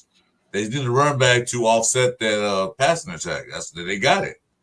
We don't have all this line to make holes. We make holes, but like small holes. We need to open up the big holes. One other thing about these top running backs, man, I saw with my own 2 eyes. I saw Omarion against Minnesota. I'm not so sure he's not really truly the number 1 running back as far as what he did in the Big Ten, as over Janty in the Mountain West. So, I just want people really need to understand that conference makes a difference. It definitely does. It's all about the conference. And some of these other running backs that had to play in way tougher conferences with way less, focus. They still came close. You know what I mean? They did what they probably averaged the same yard. You know what I mean? Like closely. Mm-hmm. People are gonna be shocked. This is the year of the running back as far as this draft. That's all I can say.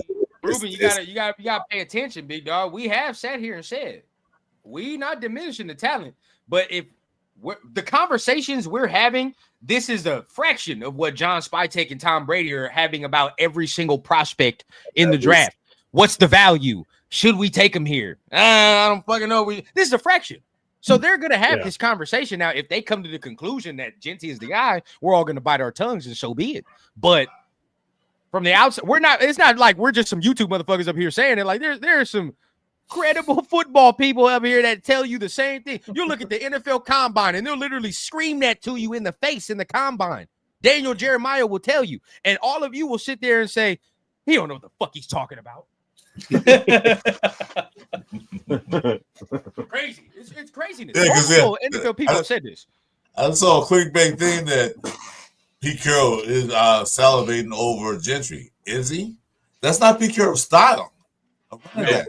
It's not his style. He never had that solid running back at USC, and like I said, they can People verify forget that. He didn't have that style of running backs at USC. He had 2 running backs, Thunder and Lightning. Right. He got to Seattle, like Ren said. When did he get to Seattle? What did he do? Got beast mode.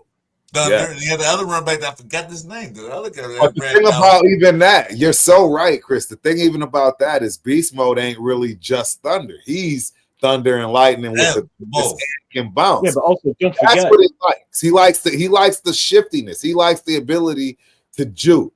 The Reggie Bushes, right? He doesn't like a Janty is not that. Believe it or not, I might get fried by this one.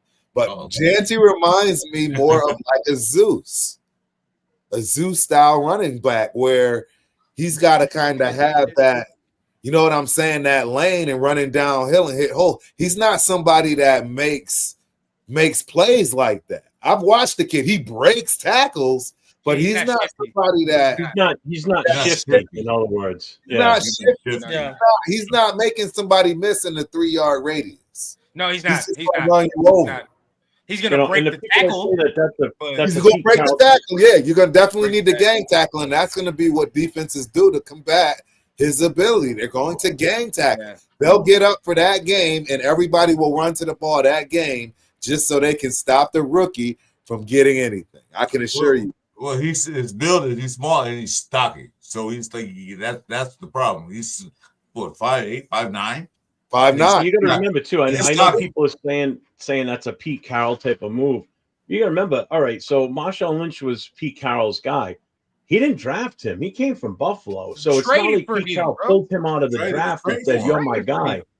You know, he saw a guy in Marshawn Lynch playing in Buffalo and said, "That's the guy I need to complete my offense." And he went out and got him and brought him over to Seattle, and it made it work. And they were phenomenal with him.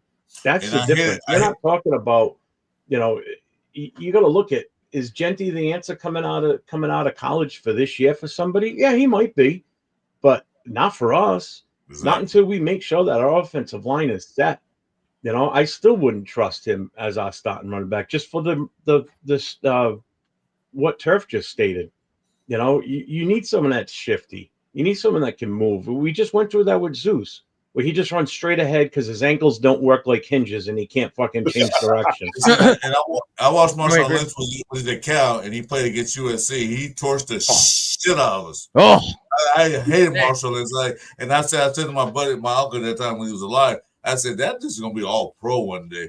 I said that watch him torch us. I think he ran for 210 yards in one game. I'm like, this is going to be all pro one day.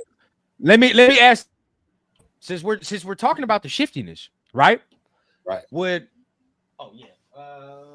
actually, you just take that one. Would you lose your kid? His grandma here actually, so she is dirty. Oh yeah, you lost your kid. His other grandma's here for the first time. Be in the future. He's 3 weeks old and he already crawled out of the room. Bruh, he already doing shit right now. He's not supposed to be doing. I'm like, but really, I'll say this, right? Wait, hold on. Wait, you say 3 months, 3 weeks old? Who? You say 3 weeks old? Your son? Month. He barely just got a month. Barely. Right. You know where your car keys are? What did he say? What'd you say, Chris? He said, you know where the car keys are. That's 3 weeks. Then your car keys are. But let me ask y'all this question. We talk about Genty, how the lack of shiftiness, which again, we're pointing these things out, but we're still not saying he's not a good running back. He's a good running back. We know that. But these are things you do have to point out when you're having the draft discussion. So if we're saying he's not that shifty, would you guys say that we would need to probably get another running back to complement the shiftiness? Would y'all say that? Yeah. Yeah. So before you say that, let me just finish. So what the fuck is the difference from me drafting somebody 6 overall that I need to compliment later on, or me drafting somebody in the 3rd round that I still got to do the same shit with? Like it just don't make no sense. Make it make sense, bro. It's the same thing, bro. If I have to compliment my 6th overall pick, which I don't have to do with T-Mac, right? He is the compliment. That motherfucker is the piece, bro. Like that's what I'm saying. So he's the number one, bro. Again, I would have to compliment Genty. I'd still say, we might have to fucking draft somebody in the backfield. Maybe an ETN. Yeah, maybe somebody like that we go over there. But nah, bro, I'm not giving my 5'8" running back 25 to 30 carries a game. I'm just not doing that. It's not happening. Yeah, he won't last. Exactly. He won't last 5 years. He won't last. No, he won't. He won't last 5 We're years. not saying that, bro. He'll be out. He'll be out in 3 And everybody's He'll be gonna out tell in me, 3 oh years. yeah, Emmitt Smith and all these things. Bro, That's years of the past, bro. I'm That's not a giving this different man era. 25, 30 carries right now, bro. It's just not happening. Bro, what we're saying, OJ, is there are certain styles that fit certain offenses and types of schemes of running the ball. Some guys like a Barry Sanders would never have a fullback. Do you know why Barry Sanders would never have a fullback? Because of the style of his run, the shiftiness. A fullback just got in his way.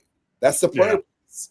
And that's all we're trying to point out. Nobody's saying we're guaranteeing this. No, we're splitting hairs here, pointing out the things that we can see from playing the game, knowing the game, right? And being running backs ourselves on what makes a difference. Because I definitely was not a shifty running back.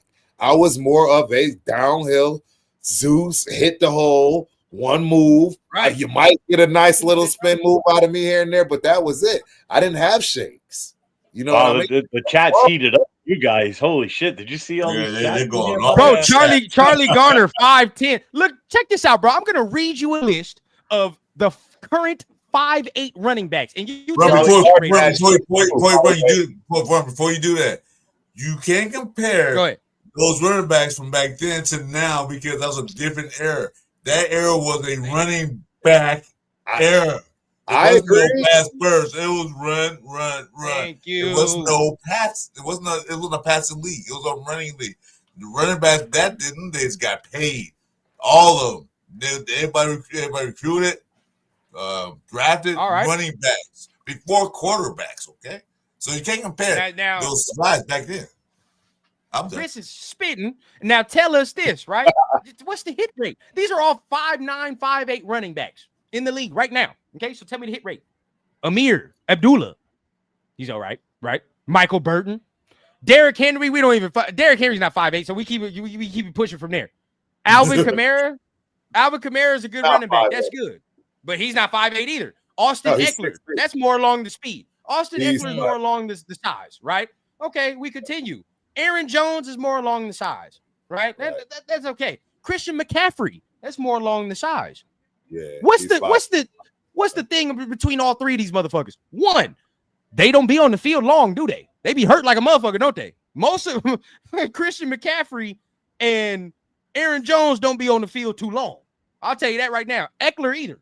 So that's one comment. Number two, bro, the best one out of them is Christian McCaffrey, bro. And I mean, you look at him. The impact he had with the 49ers, cool, but that's not the team that drafted him. That's not the team that drafted him. So again, bro, how many times do we have to say these things, bro? Yeah. Just want to talk about Drew. Maurice Jones was the bowler. I met that guy at the USC Schiller game. He was there for the game. The guy is small, but he's built like a goddamn refrigerator. Yeah, he can carry. He's built like a fire hydrant, short and actually, exactly. That dude is stocky. So he is like bouncing off. Carries. Yeah. You know who's shifty in this? Travion Henderson is shifty. That's shifty. Bingo. What Genty is you could say elusive, but Mainly, he's just breaking tackles, bro. Like that's what he does. Yep. Superpower, contact balance. That's his superpower. You get hit by 3 dudes, you do. That's the Alvin Kamara. You get hit by 3 dudes, you go, and you still keep your balance and blah. That's the superpower, bro. It's the wrong word to use. In my opinion. Henderson, you just not even. You can't even get a finger on. I would like to get Henderson. The shiftiness. That's the thing. You know he hit something and it's definitely over. It's definitely you're not catching him. You're not. Yeah. I mean, it seems like most of us on here, the 5 of us, we're not in favor of drafting Gentry in the first round at number 6. But if that's what the Raiders end up doing, I mean, we're gonna have to deal with it. It's not like we can change their mind. Yeah, it don't matter. You know, I'll support him and hope he's as good as everybody that's in the chat saying that he is, as far as shiftiness and all the other, you know, attributes and everything. But if we don't pick him and we go somewhere else, I'm fine with that too. And I like Caleb Johnson. I really do. Like that's Caleb a guy Johnson. Right there, man. That's a guy. They talking about. I mean, I would even go so far as if somehow we could finagle getting both Judkins and Henderson. I'd be cool with that too. I mean, it worked when they were in Ohio State. First of all, I mean, they played off of each other, and look at how that turned out. You know, if we could somehow finagle that, why not? The fuck? What's the difference? You know. Okay, so. All that. What we're gonna do with I'm not gonna call that guy Zeus no more. What we're gonna do with Zamir White? Desert Radio, yeah, you're right, brother. Thank you. Honestly, Chris, who cares? People know me way too well. Who cares? As long as he's gone. As long as he's gone. It's true. We don't need that. I mean, what do we need? I mean, if you just need a body, you know, you just need a little body back look there. Look at this fucking place. Yeah, Jesus. I know this. Must be nice. Look at that. Come on. It's like a Ducky. fucking oasis there. Jesus Christ. Ducky, you like 20 minutes late with this news. What is the news supposedly he broke? You talk about Lonnie Johnson. You're like 20 minutes late. Wait a minute. You don't that wasn't yesterday? Wait a minute. Turf, you don't have a butler bringing you drinks to you? Do not. Or that backyard works, man. You have a butler bringing your drinks. Here's your drinks. Now look, the nation gets mad at me sometimes. I say it on Twitter too, and they get mad. They get mad when we bring up the Ashton Gentry debate. Y'all really gonna be pissed when I bring up my goddamn Will Johnson take. Y'all really gonna be mad at that point, dog, because a lot of y'all a lot of people on the panel already done heard a lot of it been said about Will Johnson. It's not. I don't think that's the move at 6 either. I don't think that's not the corner at least to get at 6. I don't think so. Now, hey, and guess what? How many times I said, bro, we done lost. We about to lose Hobbs. Yeah, we need the fucking replacement, dog. We need and Will Johnson is not his replacement. I'm gonna tell you that right now. Turf already know, bro. That Barron dog, he's different. That's a different animal right there. I take it. And then you're talking about if Jade Barron, you got him, Jeremy Chin, right? And maybe you get some other guy who can. They got so much versatility between the two, maybe the 3. You be able to line them up in so many spots, dog. It'd be different. So I had a comment not too long ago. I told Jeff earlier. Well, Nate's gone, right? Nate's gone. So I want to put Jack Jones in the slot. I'm like, you got to be fucking kidding me. Nope. That man, they trying to ruin that man NFL career. You put that man in the slot right there. You ain't trying to do this shit. He can do a slot. No way. He's not a slot player. No. Corner, dog. He's just not a slot corner.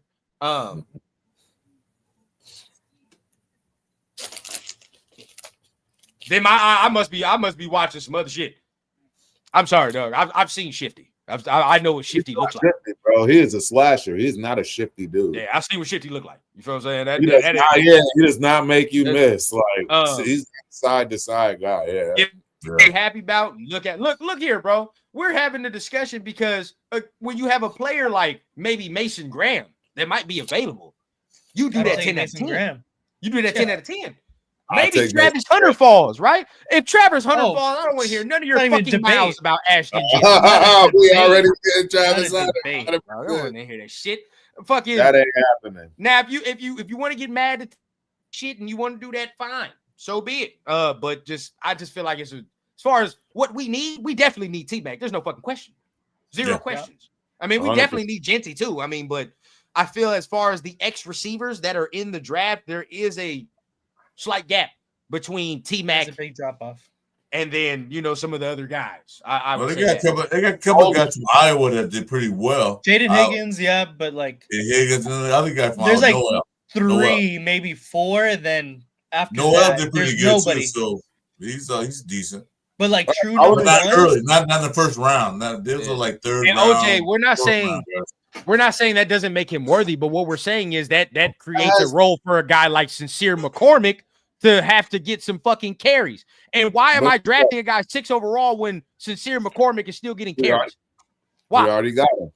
It just don't make sense. That's all I'm saying, bro. Like, that's it. If you're gonna draft a dude that needs complementary pieces around him at 6, which Genty, I'm not just gonna give Genty 30 carries out the gate. That's irresponsible. He needs somebody else with him. And if that's the case, I can take somebody who has that type of positional value in the 3rd round. That's all we're saying. T-Mac can come in and right out the gate get as many offensive plays that we run. Because we have Geno. And so now you're sitting there like T-Mac can get whatever look. Well, see, T-Mac is gonna get whatever look. we need that receiver that catches 50-50 balls. We don't have a receiver that 50-50 balls. We don't have one. I mean, Jacoby Myers is one of those constant go down 10 yards to get a catch. Fine. But when you go down a little further, we don't have that. Trey Tucker, he can't adjust on these cornerbacks. Now the cornerbacks like 6'2". OJ, are you telling OJ us? is wild. Yes, OJ is Are you wild. telling us it's the opposite? Tackle? that's crazy. It's the opposite? OJ, you have lost your mind. Bro, what are you on, bro? What is somebody get him a camera and a microphone? I don't think you're real anymore after this. Because look, bro, I get it. If we're just gonna look at the room, like if we're just gonna say, oh, look at our running back room, like if we're just gonna say that, then Froze again. Yeah, dude, Mason Graham is a absolute game changer. There's only one other guy that I actually might potentially want a bit more than him, and that's that kid Robinson from Nebraska. And that's just because I got a thing about Nebraska, pause defensive lineman. But yeah, there's no question, bro. Mason Graham is 100% a game changer. Yeah, put him next to Wilkins and all that. Jesus Christ. Can you imagine our defensive line? Nobody getting past that. Nobody. The old line goes like, well, who do we double team? We don't right. And you rotate those, you rotate Graham. And Max Crosby, they put a tight end on, he'll just beat the shit out of him. Yeah, same deal with Koonce. And hopefully Chason come back. And Chason is a great edge setter. So what are we gonna do? Yeah, Christian come out the middle with Adam Butler maybe next to him or Mason Graham. Exactly. So you don't need, what we do? Look, all I can tell you is we will never have to worry about defensive line, even depth, as well as, just scheme whatever you want to do if we added a Mason Graham at 6. And I don't think anybody would be mad about it. I wouldn't. I would not. Only a fool would be mad. I don't even know if he's going to be there, to be honest. That's the other thing. Like Jeff said earlier, if we get a line like that, we can draft subpar cornerbacks. They're not to be spectacular because the pressure on the quarterback can be so hard. He don't have time to throw. Then you get your picks. Yep. Then you get your third down 10. Oh, he's getting sacked, or you have to throw out of bounds because you're getting pressured. Right. So that's what I'm looking at. But we can get a better player. Like we can get more value at picking other running backs. I'm talking to him directly right here. Graham is a luxury pick. Jenny addresses a need. Like I understand running back is a need, but we can address that later in the draft and get the same productivity. Honestly, and we would just be tied to just Genty at that point. Like it doesn't make sense at all to pick him that high. DC, I wish you could pull up that list you pulled up when me and Jeff was on your show that one night. That list you have pulled up with the running backs. And those running backs, a lot of them at the combine. I wish you put a list up. Yeah. There was we was at number 40, and those guys still running 4.2, 4.3s. Yep. And he was halfway through the list. I understand this when he says, why did we pay Butler? But understand, like, Butler is better as a rotational defensive tackle. He's not Correct. He's not a three tackle where you just put him out there and he just does his thing. He's better as in the rotation. Don't let that negative shit get on you. Like, he's a top end rotational defensive tackle. But when you got a guy like Mason Graham and you got a guy like Adam Butler and all these guys mixing and mashing, like, there's endless possibility.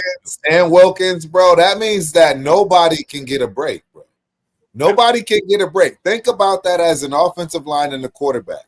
You have fresh linemen every single series, no matter how you slice it.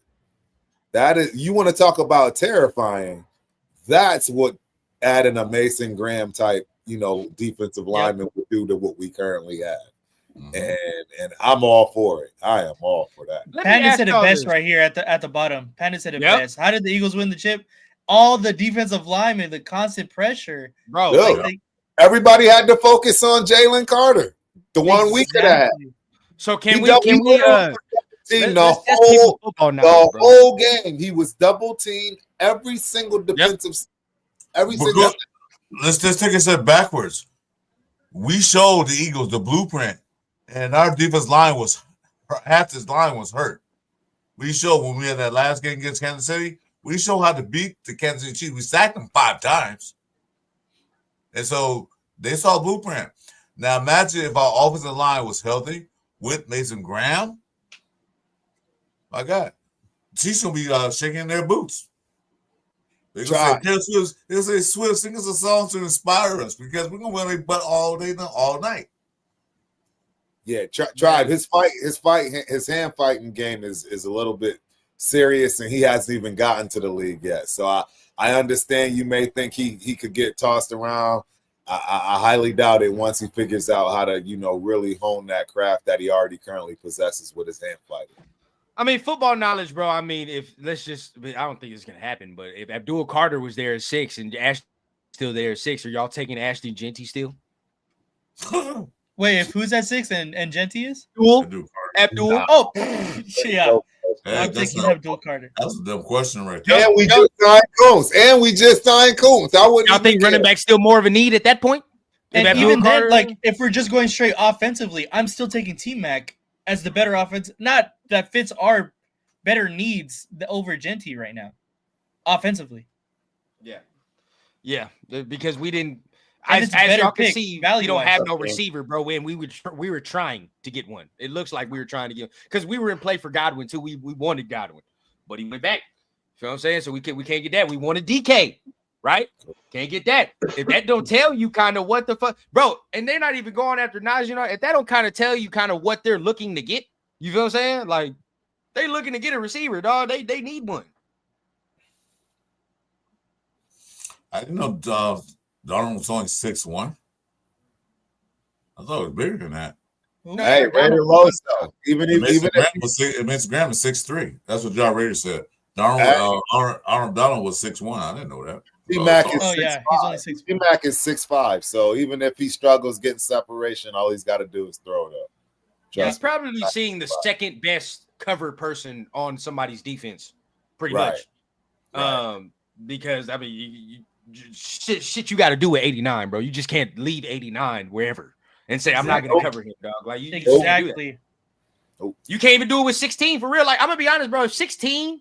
If Jacoby is going against your second or maybe third best corner, bro, you're fucked. Cooked. You're gonna lose that one. He's beating. We win that every time. Now, if you're talking about a Patrick Surtain or some other shit, that's different, right? But that's why you get a T-Mac, because Surtain now, what the fuck are you gonna do? Who are you covering? You have to choose. And last year they put Surtain on Browers, so he can't do that this year. You're not gonna be able to do that this year, bro. So now, I take Brock Bowers versus Dre Greenlaw all day and night. I don't give a fuck how many. I love Greenlaw, but you feel Thank me? you. Every day of the week. Every day of the week. So I take that 100%. Maurice Jones. I'll tell you right now, you got to look at this too. I think the coaching staff we have now is going to be able to adjust on the fly, unlike our past coaching staff. Right. Where if they realize that, they're going to put someone tight on Brock Bowers, then guess what? We're going to probably switch things up. They're going to make adjustments, whereas we didn't do that last year. Nope. I mean, they were able to keep Surtain on him that whole game, and he basically shut him down. He had 4 catches, So, I mean, they'll switch shit up. It's not going to stay, they're not going to stay on script. They're going to have to. Sad to say, too. I think, because everybody says, maybe Graham, Wilkins kind of play the same position. They kind of do. And that's why I've always said, like, something about Kenneth Grant. But at the same time, we do still have John Jenkins on the squad, as old as he is. I mean, his ass is still here. So that's the nose. You can the still sign rotational factor alone. Just the rotational factor alone. D-line is the one thing where you're not trying to have your guy play like all 100 or whatever the fucking snaps it is, bro. Like you don't need him doing that on D-line. They rotate. No. That's all we got to do. I mean, a lot of y'all know that. I mean, y'all know what time it was. Because that's what's going on with Max, and that's why we all having that conversation right now. Like he can't be playing that many fucking snaps. You know what I mean? Getting old. Yeah, bro. Especially with John and even Wilkins. I don't want coming off that injury, bro. I don't want him playing that many snaps. I don't want Adam Butler playing. I want it to the point where in the fourth quarter now Wilkins is fresh. He's good. Right. Legs is right. So now we rushing and we hunting. That's that.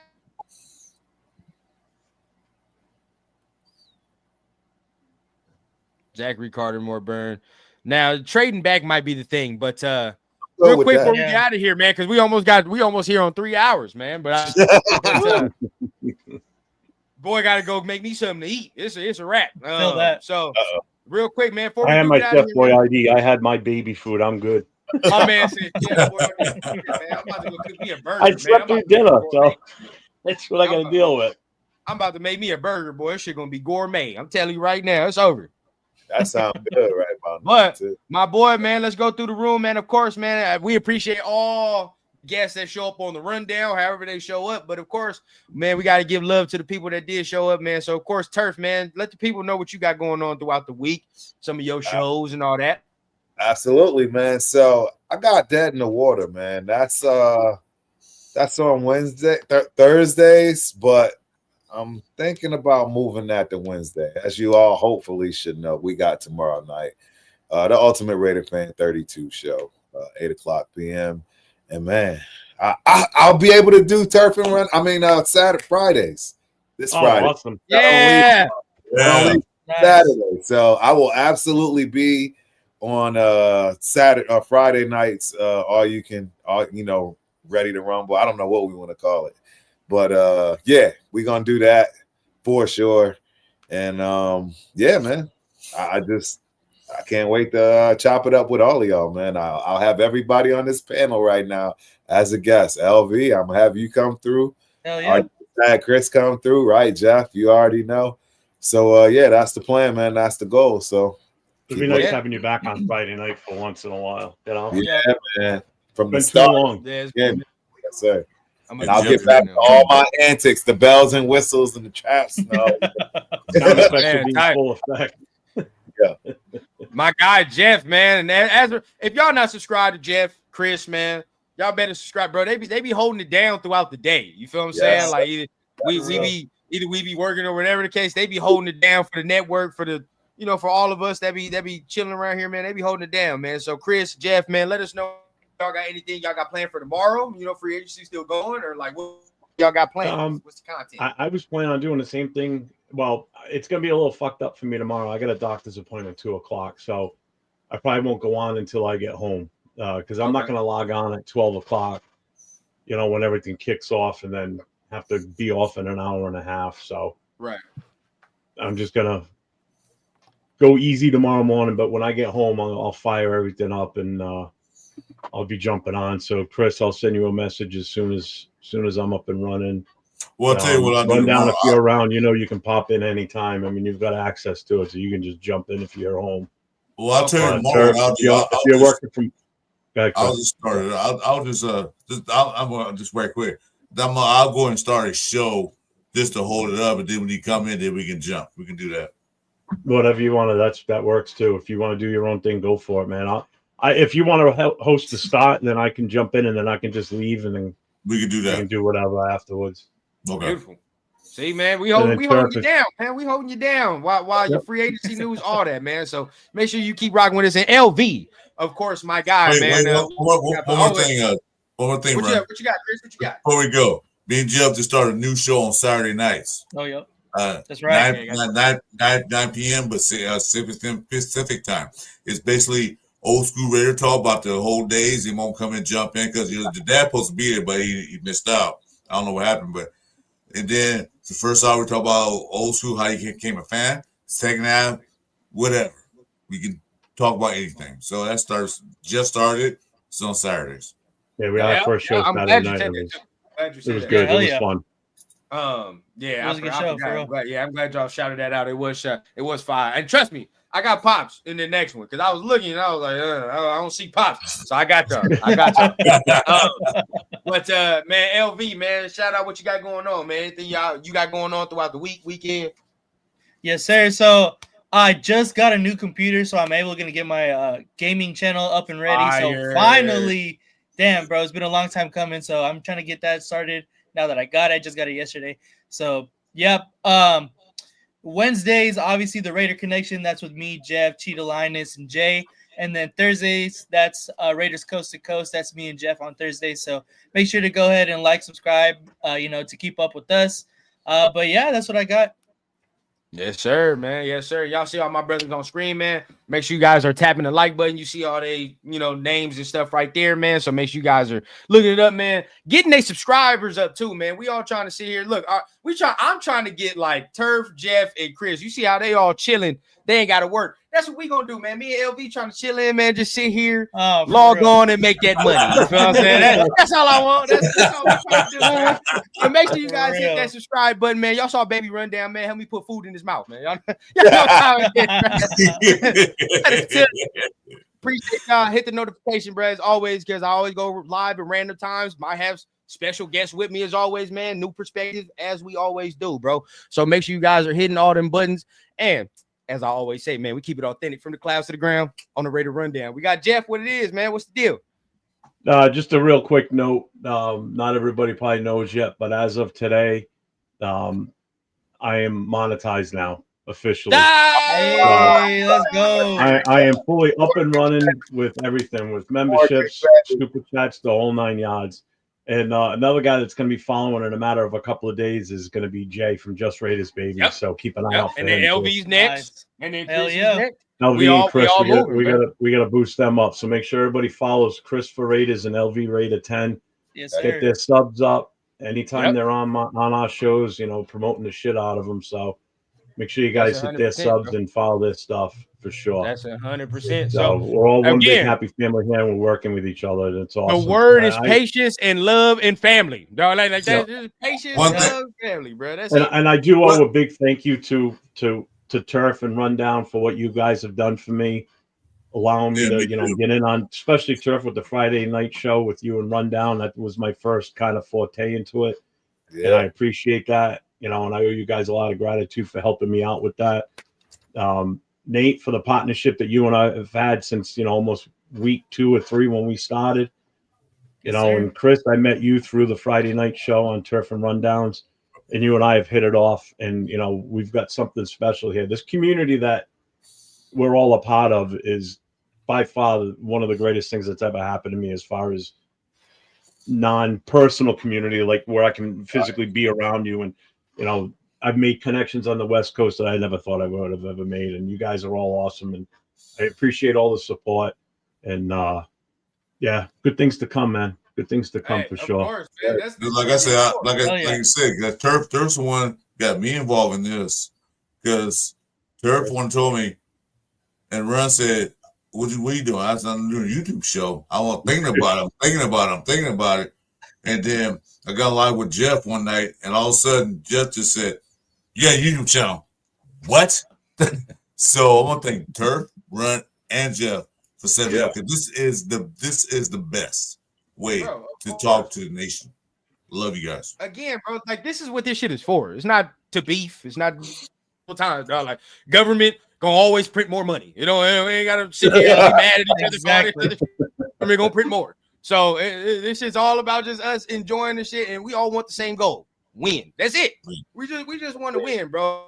About no personal shit. We just want to see the team do good, make these connections. Of course, like I said, bro, I never thought I'd be, doing this shit like this and having so many homies and friends. Where now I go to a game, I'm like expecting to meet a hell of people. I want to meet hella people. Bro. Just like me, if I ever make it out to Vegas for a game, I know that I'm gonna be able to hang around with people and not like if I went out there alone for a game, I know I've got homies I can hang with while I'm out there. Which is I'm looking forward to that someday. You got a family. You got a family now in Vegas and everywhere else you go. Yeah, especially if any of you guys come out here for the Raiders Patriots game. The hospitality on my end is going to be. I'm going to do what I'll be there.